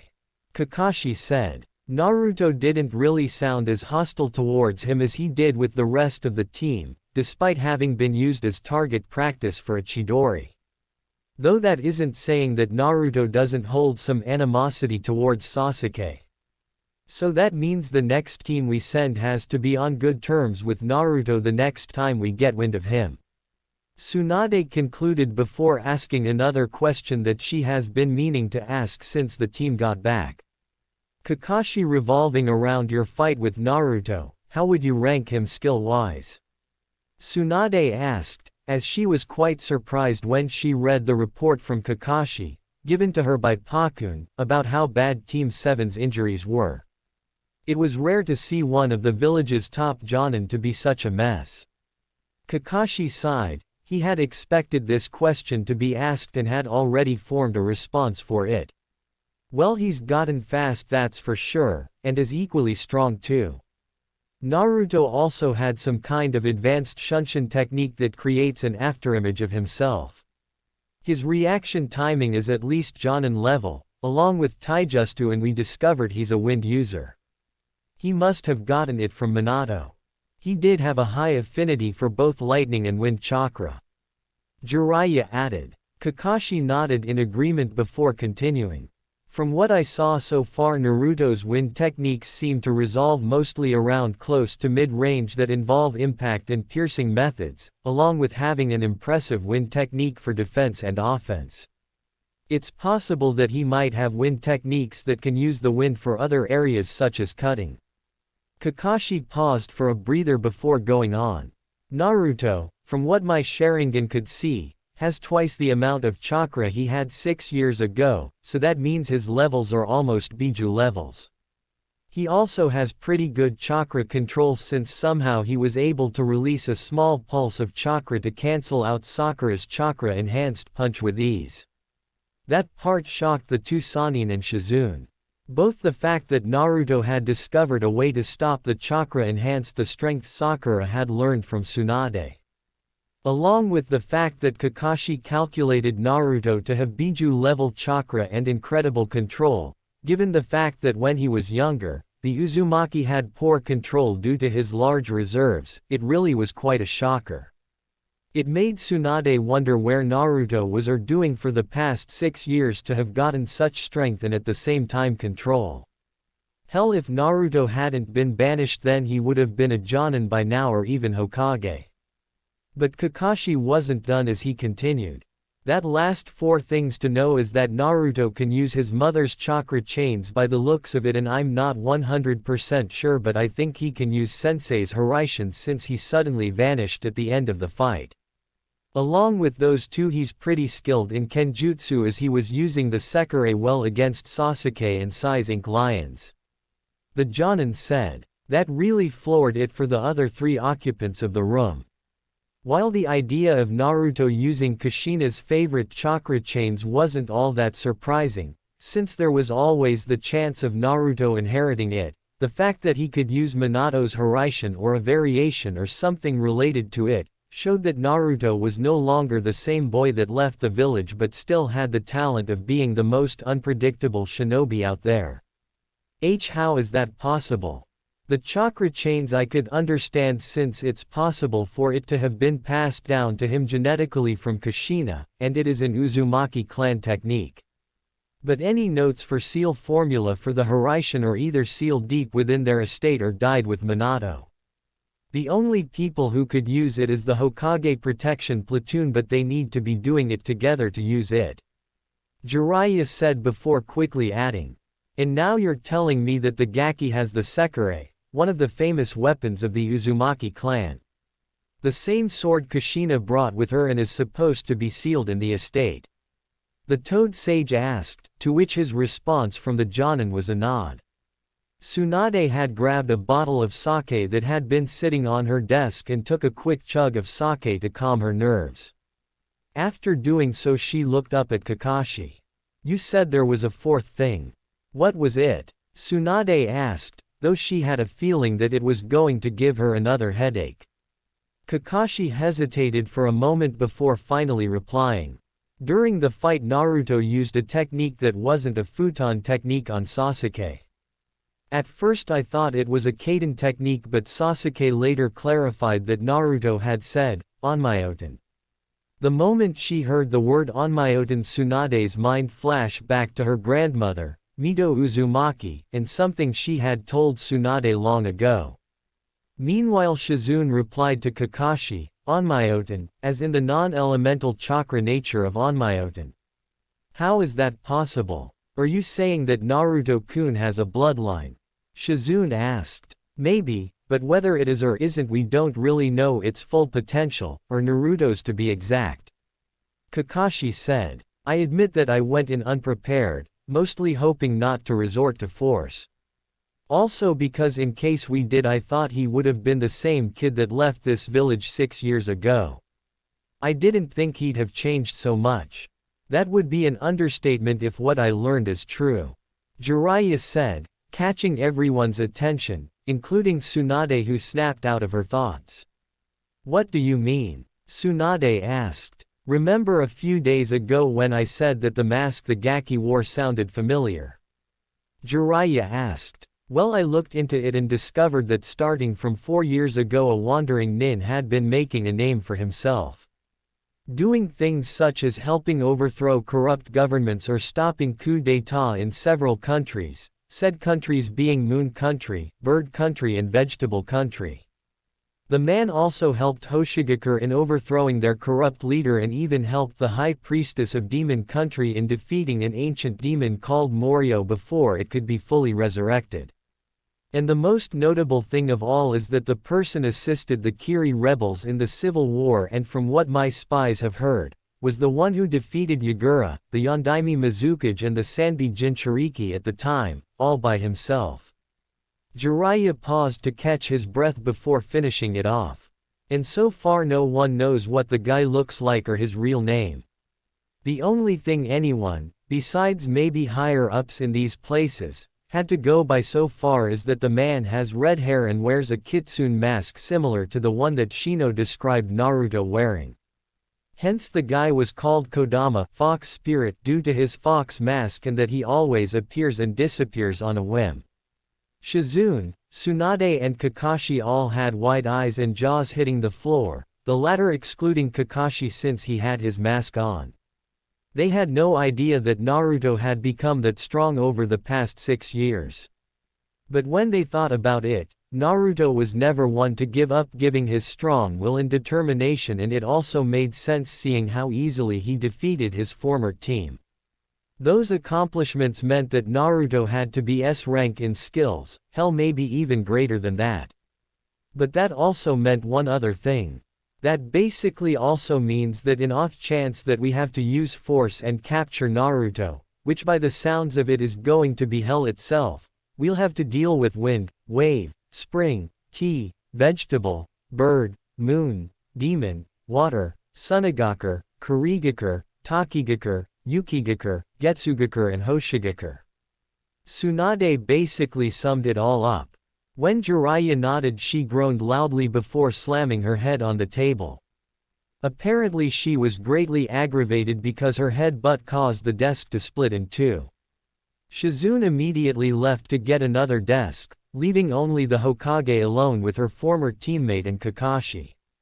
Finally the copycat Shinobi spoke. Well, political reasons aside, it might be better to let Naruto live his life. If what Jiraiya-sama said is true, then he's clearly capable of defending himself at nearly anything thrown at him, including Akatsuki. And it's quite clear he has no desire to come back here, and continuing this might only increase his distaste towards the village. Hell, it might make him join another village such as Suna or Kiri. Kakashi explained. Yeah, but for how long? Jiraiya asked before looking at Tsunade. While I agree with Kakashi on this hike, we also got to look at the cons too, such as the fact that Danzo won't just let Naruto wander around aimlessly or join another village. The Warhawk will take action to get him back and most likely under his control. He won't risk killing him since only an Uzumaki can contain the Kyuubi unless Naruto has a kid. Then there's the fact that Naruto's actions that I've mentioned as well as some others put the kid in the top 10 of the bingo books in several villages as well as the black market. According to my sources, the price on his head can set a person for life, and there's no telling if he can take on a large group of people if they gang up on him. Also, I don't think I need to explain about Akatsuki. Everyone in that group is cage-level shinobi and more experienced than Naruto. And then there's a chance of the leader of Akatsuki going into the fray. There is no telling how strong that person is. You're right, Jiraiya, Tsunade said sadly as she began writing on a scroll that had survived being crushed along with her desk. As much as I hate to do it, it's for the brat's own good if he is returned to the village where he can be better protected. I'll take the possibility of him hating the village and me, and I accept it. I'll also reveal his full heritage when he returns. Hopefully that will get the villagers and shinobi to leave him alone and maybe even convince him to stay. I'll let him live in the Senju compound since I usually live here in the Hokage mansion and he's technically family anyway. She had finished her sentence at the same time she finished the scroll and handed it to Kakashi. That is the list of those that will be part of the next retrieval team. For now, since we don't know where Naruto is, the members will have to focus on preparing for the confrontation.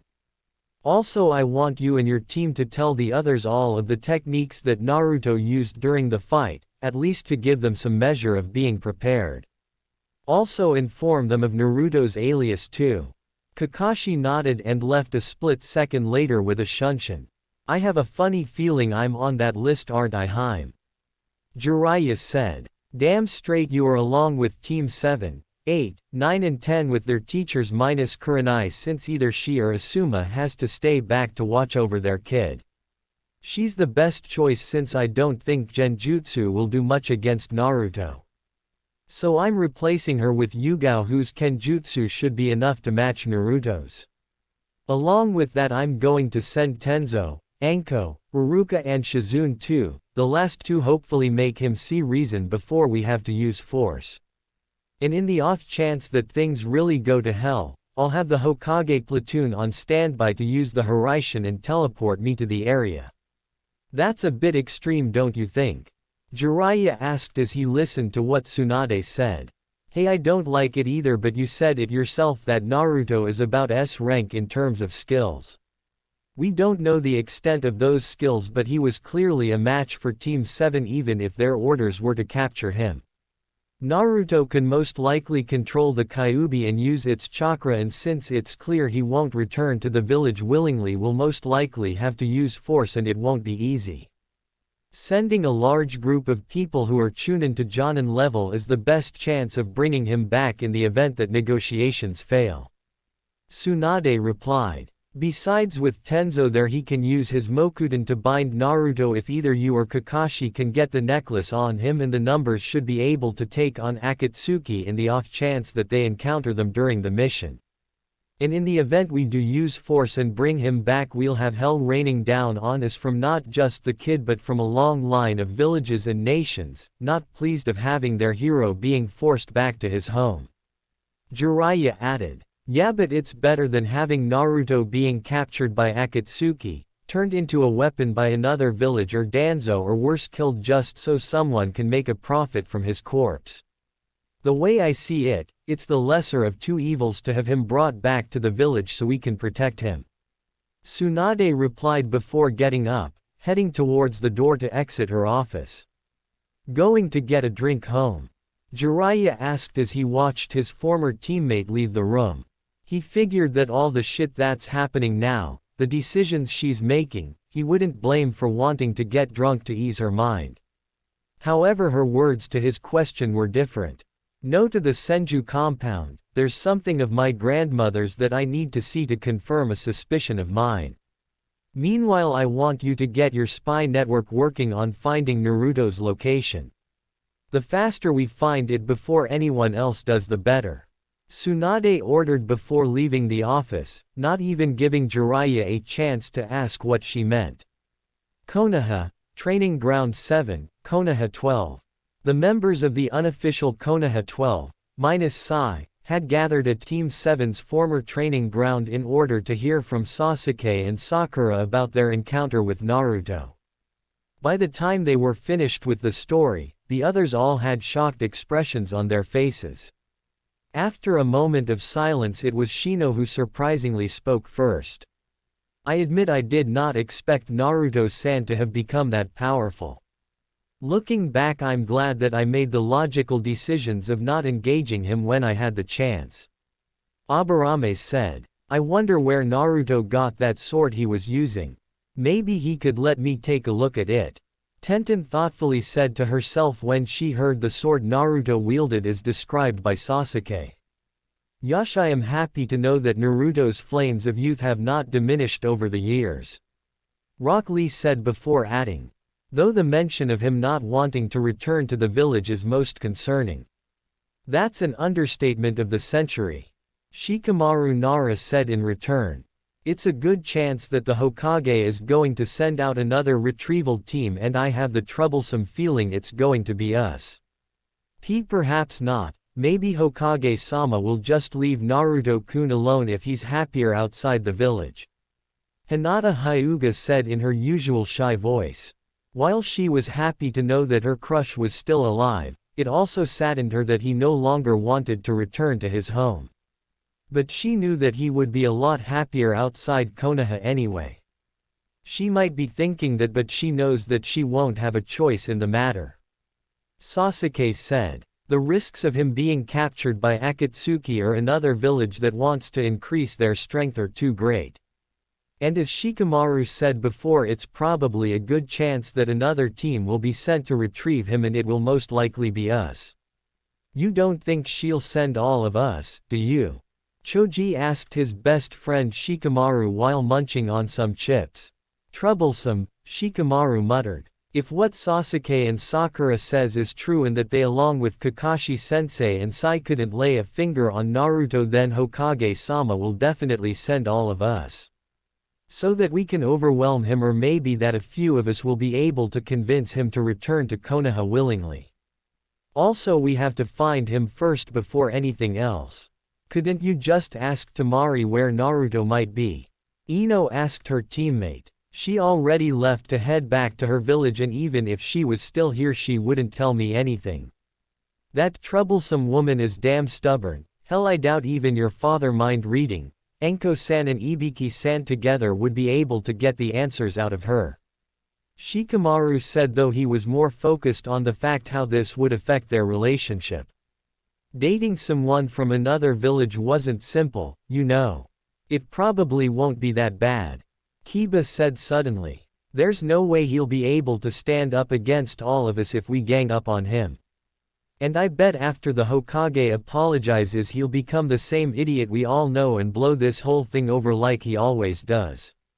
Kiba said positively, though it didn't seem like the others shared Inuzuka's idea. Doubtful, Sasuke said in response. But either way, until we hear any word of his new location, we won't be going after Naruto for a while, especially if it's in a country where our presence could cause serious problems for the village and Fire Country.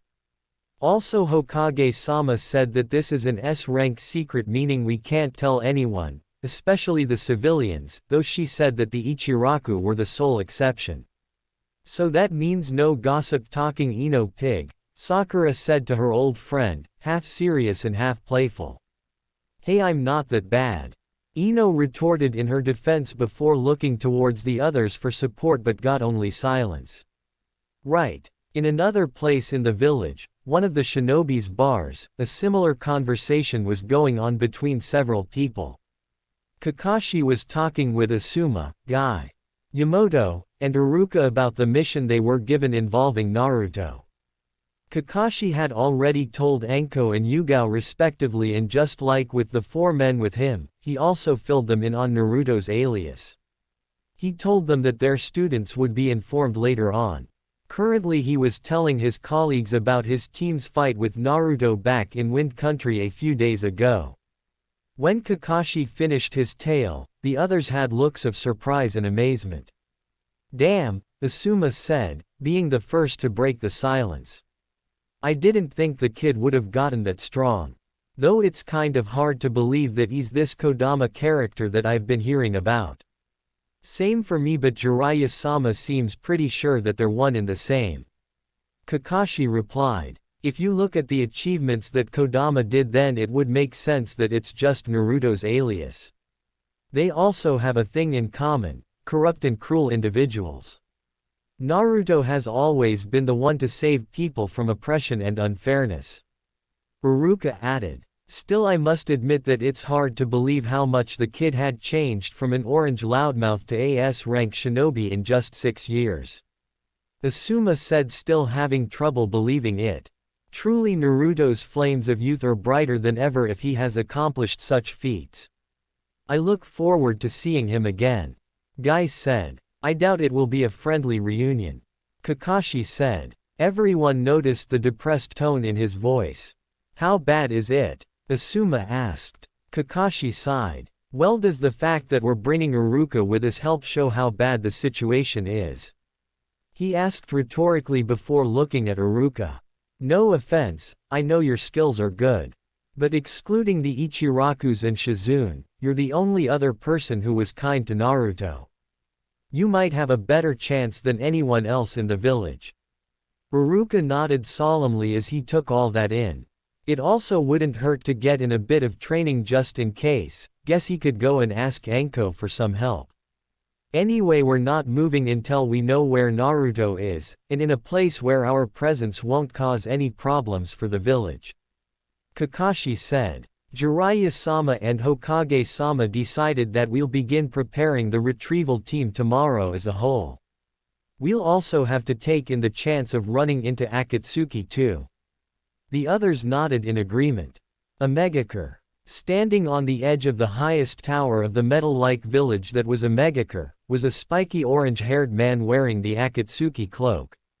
What was unique about him was that covering most of his face were multiple piercings with 3 on both sides of his nose, 2 under his lip and several on his ears.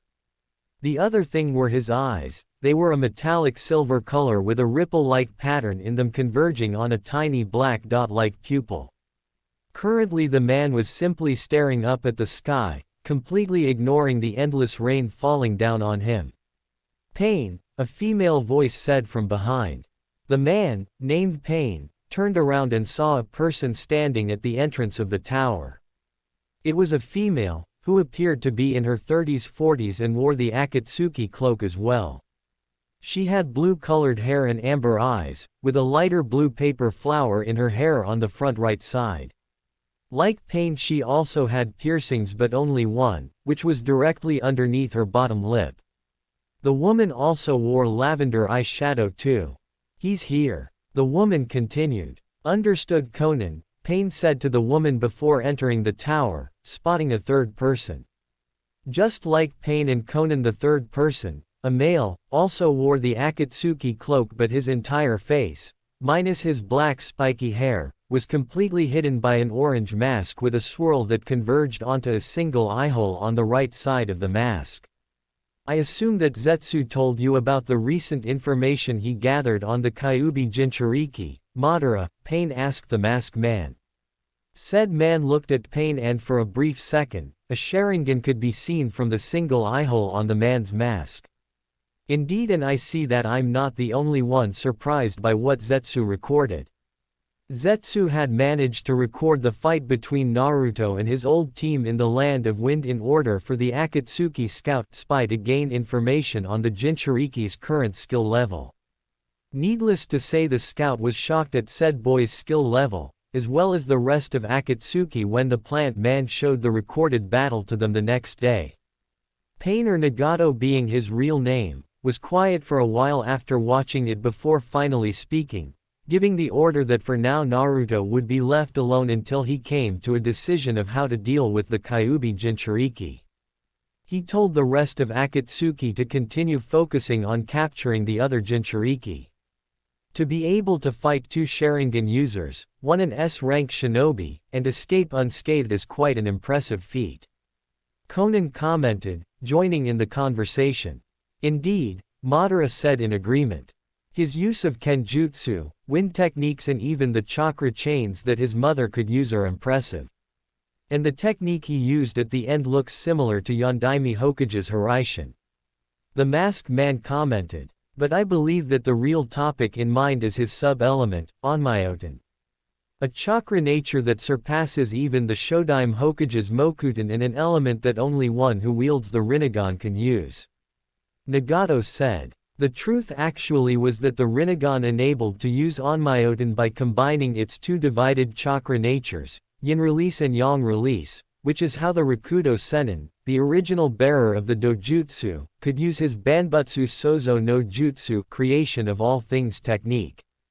And despite his great powers, Nagato's skills were nowhere near the sage's, and he had only been able to use the technique to the extent of controlling several bodies, like he was doing now.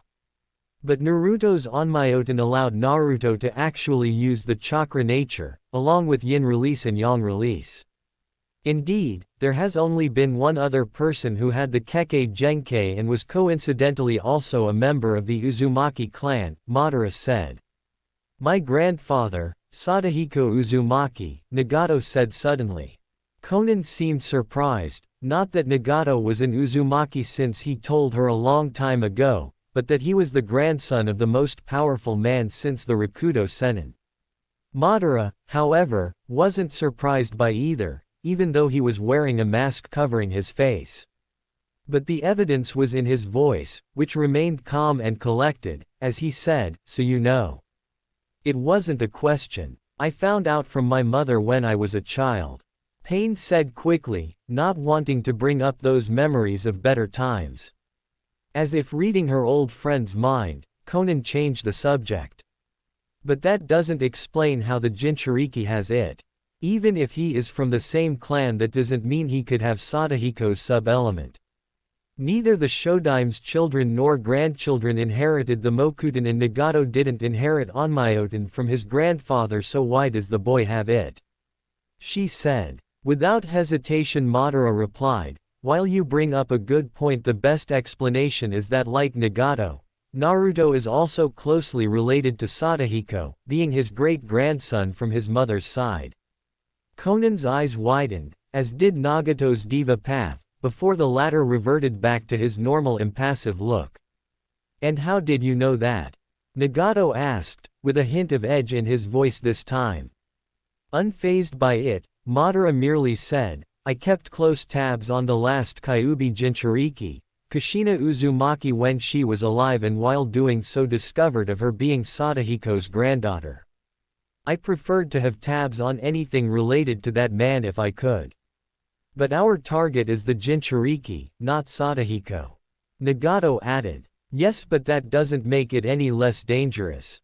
If the Jinchuriki has the bloodline and mastered it, even if not on the same level as Sadahiko, he could become very difficult to capture.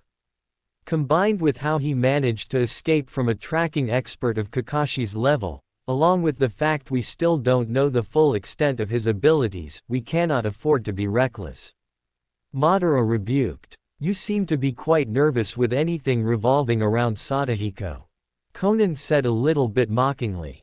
She never did trust the Uchiha, due to her feelings that he was merely using Nagato, and took a little bit of joy at seeing him showing signs other than calm and confident. However, Madara was far from being angry at the hidden insult. You would too if you saw what that man was capable of. Uchiha said. While he is the only other person I have ever respected along with Hashirama, Sadahiko Uzumaki is the only person in the world whom I've also feared too. That man was able to take both Hashirama and myself at the same time and defeated us too. His skills with Onmyoten, as well as Fuinjutsu, Kenjutsu, and his clan's solid chakra-shaped manipulation made him a fierce shinobi of unparalleled levels.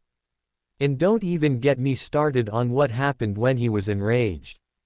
Soon Madara turned around and began making his way towards the same edge that Pain had been standing just a few moments ago. After 6 years of staying off the radar, we've finally located the Kyuubi Jinchuriki. We cannot lose him again, and we cannot afford to make any mistakes, not when we're close to completing our goal. And with that, the ancient Uchiha disappeared into thin air, leaving only Pain, Conan, and the Endless Rain.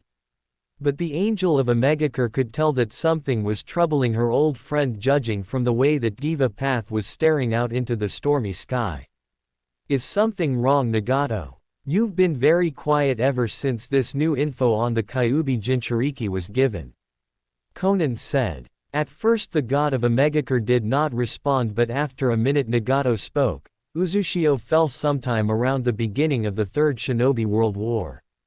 So why is it that my mother, an Uzumaki and furthermore the daughter of the clan leader at the time, was living in this country before Uzushio's fall?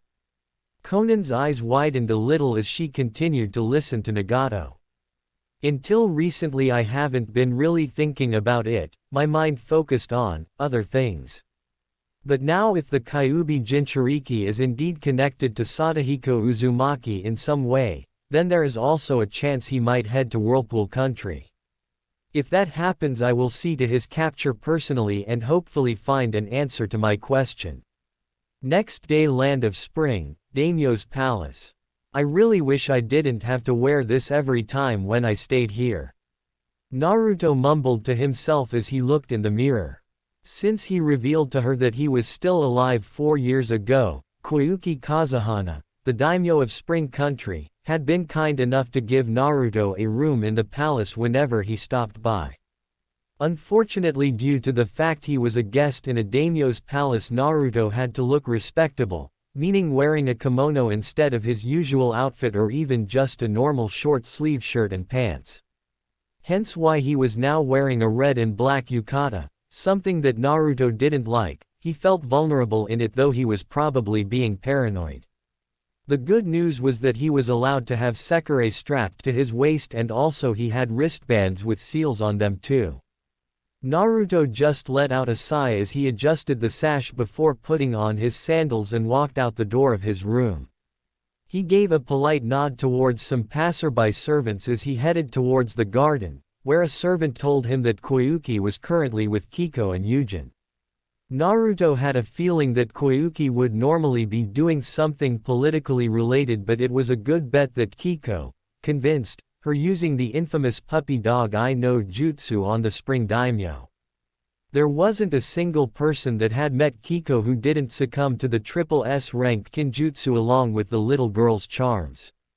Hell, even Gaara wasn't immune to it, from both Kiko and his own children. A few minutes later Naruto had arrived at the medium-size indoor-outdoor garden.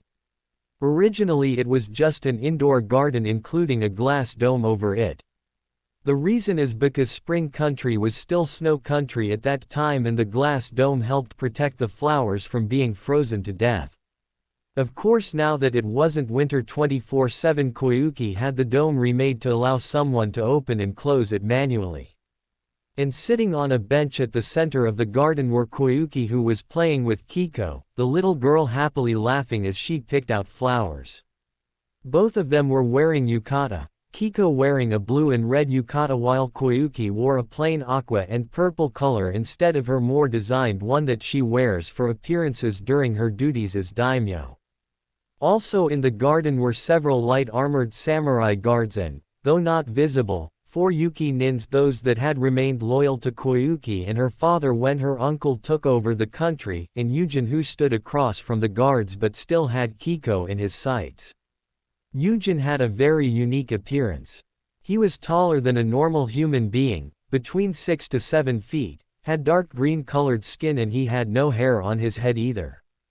His eyes had red sclera instead of the normal white, with his eyes being completely black.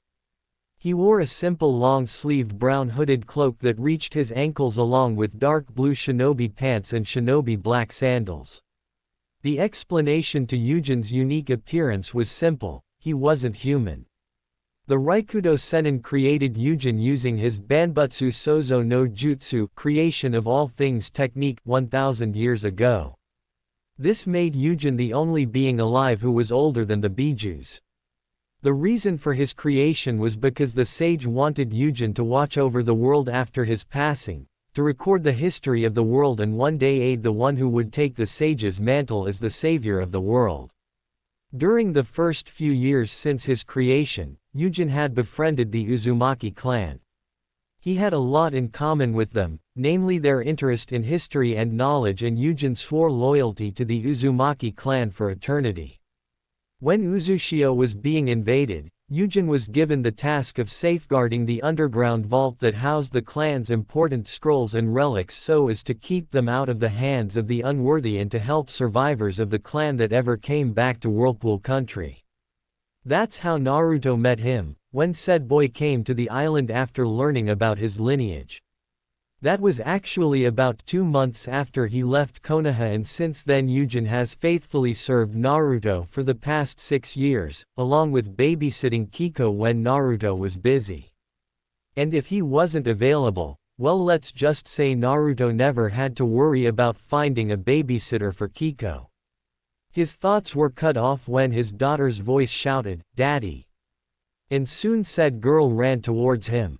Naruto barely had enough time to grab Kiko into a hug, but still managed to do it and took comfort as he felt his daughter's warmth against his body. Even though it was for a brief second, that was enough for Naruto to feel like he finally had a light in his life of dark misery and pain. When he put her down, Kiko still had the same smile Naruto always had when he was younger, another sign of their daughter-father bond. "Auntie Koyuki and I are making crowns. See," she said as she showed Naruto a band of flowers in her hand. "This is yours," she said cutely as she put it into Naruto's hand. Naruto smiled softly as he took it, rubbing his daughter's head. "Thank you, Kiko-chan," he said with kindness. His response was a beaming smile from Kiko, who quickly ran back to another batch of flowers, now focusing on making another crown for herself and for her auntie Koyuki. As she was doing that, with Yujin near her, Naruto sat down on the bench beside Koyuki, both of them looking at the little redhead. After a few moments of comfortable silence, Naruto spoke. "Thanks again for letting me, Kiko-chan and Yujin-san, stay in your palace for a few days, Koyuki-chan," the older redhead said to the spring daimyo. "No problem, Naruto-kun. I'm always happy to have you and Kiko-chan over. That and my movie director are very grateful to you for letting them turn your book into a movie," Koyuki said, her comment making Naruto scratch the back of his sheepishly. 3 years after his banishment and completing his Onmyoten training, Naruto began writing a book calling it Wandering Spirit by the Crimson Tide, the alias he used instead of his real name. The story was mostly based on his own personal life. It told the tale of a person who was betrayed by the people he swore to protect and his life afterwards as he traveled the world, seeking to find his place in life. The story was a mix of drama, adventure and some comedy and sexual scenes in the book too. To be honest, Naruto didn't really plan on publishing it, and it took some coaxing from Yujin and Sadahiko to release his ideas. By the end of the first set of 6 months, the book had become a tremendous hit, easily being more popular than Jiraiya's ICHA series. The money he got was greatly welcomed to help Naruto survive and now being used to help Kiko too. So after 3 more years, Naruto had already published 2 more books with the series, all of them tremendous hits with no one able to figure out he was the writer. Naruto had revealed to Koyuki he was the writer, with her director begging to turn the book into a movie, with Koyuki starring as the main female character, of course. Naruto was sort of uncomfortable with the idea but eventually agreed, if not to see what it looks like on film and the extra money would be appreciated. "It was no problem, just make sure that myself and the others get free tickets for it," Naruto said jokingly. "Of course," Koyuki replied in a similar joking manner with a giggle after it. The two once more entered a moment of comfortable silence as they watched Kiko, who was still skimming for suitable flowers. But after a few minutes, Naruto noticed that Koyuki looked uncomfortable, like she wanted to ask him something but was nervous to speak. "Is something wrong?" Naruto asked her. Koyuki hesitated for a second but finally managed to speak. "Well, I know that it doesn't sound like a big deal, but ever since I saw you with your hair dyed red, I assumed that it was because Kiko inherited her mother's red hair and you wanted people to think she got it from you," Daimyo said. "Also, that's the reason why she hesitated," Naruto thought to himself. Koyuki probably thought it would have given Naruto bad memories of mentioning Kiko-chan's physical traits, that she assumed Kiko got her hair color from her mother. But that was far from the truth. The Uzumaki clan, mine and my mother's clan, were not just known for our long lives and mastery of Fuinjutsu, but also that every member was born with red hair," Naruto said to Koyuki, who was listening intently. "I dyed my hair in order to hide my identity a little bit but also to honor my clan. Kiko-chan got her red hair from me." That surprised Koyuki a little. She had heard about the Uzumaki clan and how they lived on the now deserted Whirlpool country. But she had still assumed that Kiko had inherited her hair color from her mother. So Kiko-chan didn't inherit her red hair from her mother's side? Koyuki asked. Naruto chuckled, but it was an empty chuckle. Kiko-chan didn't inherit anything from her mother, because there was no mother, he replied dryly. Before Koyuki could ask what he meant by that, when Naruto suddenly jolted a little. The emergency alert seal I left for Gaara at Suna just activated, Naruto said to a confused Koyuki. A seal I gave to Gaara in case he ever had to contact me for something. It sends the chakra of the user to me, and judging by the surge of it, it must be very important, Naruto explained as he looked at a glowing seal on his wristband. Then he looked at Koyuki. I'm sorry to do this after I just got here, but could you Koyuki waved her hand. It's fine, your friend the cage might be in trouble so you should hurry. The spring daimyo said. Naruto smiled gratefully before looking at Yujin. Yujin, I'm heading back to Suna for a bit. When you get the chance try and look into that thing I asked. Yujin bowed. Yes Naruto-sama, he said respectfully. Naruto looked at Kiko, the girl looking at him with her innocent childlike eyes. Naruto smiled kindly at her. Daddy needs to go and see something but I'll be right back. So be good for Auntie Koyuki sweetie. Naruto said before teleporting in a red flash towards Sunagakure through his Mikado God's Gate technique. 2 days later, River Country. Near the border between Wind and Rain Country, 3 figures could be seen moving, or flying in one's case, at a casual pace. The first 2 were human and wore long dark blue cloaks with red clouds along with conical straw hats with small ornamental torques and tassels covering their faces.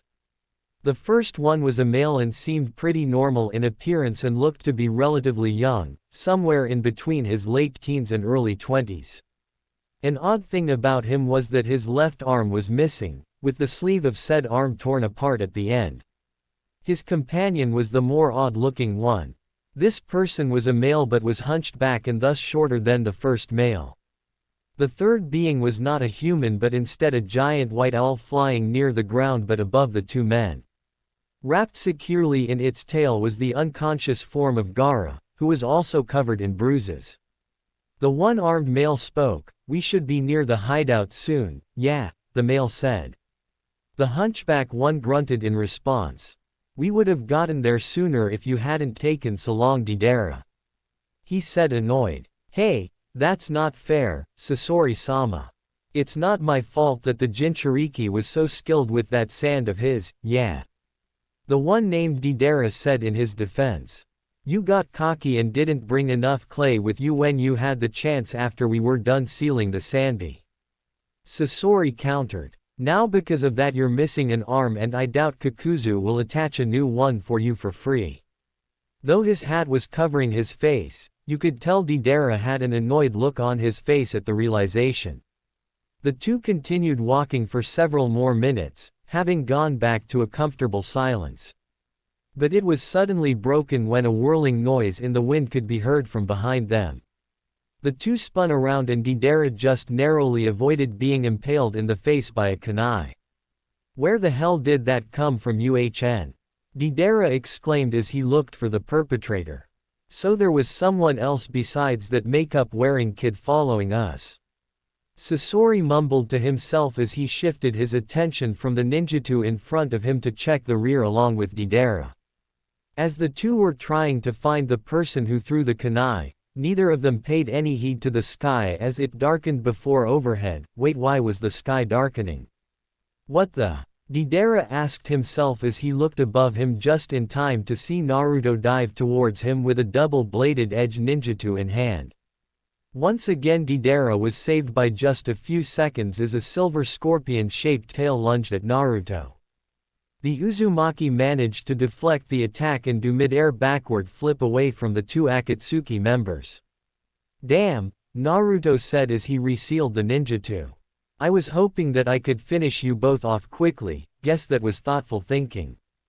Deidara, his hat having already come off and revealing his long blonde hair along with his eye scope, narrowed his eyes at the newcomer. Hey Sasori-sama, isn't that? Yeah, Sasori said as his hat also came off, revealing his 3 gray hair strands sticking up from his head along with his mouth being covered by a black cloth. Sticking out from the back of his cloak was the silver scorpion tail. The Kyuubi Jinchuriki aka Kodama. UHN, looks like he'll be taking down Itachi's target. I can't wait to see the look on his face. Deidara said with a cruel smirk forming on his face. Naruto didn't seem affected by the declaration, he merely drew Sekirei and got into a fighting stance. He was wearing a black coat with long sleeves along with a hood and red lines running all over the coat, forming a whirlpool at the back. Underneath it was a dark blue shirt and mesh shirt under it, along with long black shinobi pants and black sandals too. Naruto was also wearing his normal fingerless black gloves and red bracers over the coat's sleeves. You guys have two choices, Naruto said in a calm but at the same time threatening voice. Release Gaara willingly and I'll give you a painless death, or, this time Naruto's blue eyes darkened, giving off the feeling of a heartless demon in the coldest area on the planet at the same time. I take Gaara back by force and give you both a painful death. Which one do you choose? So friends, this was episode 1 of this emotional and heartbreaking story. If you enjoyed it and want the next episode soon, make sure to like, share, and subscribe to the channel. Also comment down your thoughts. If Naruto truly disappeared forever, how do you think Konoha would survive without him? I'll see you in the next episode.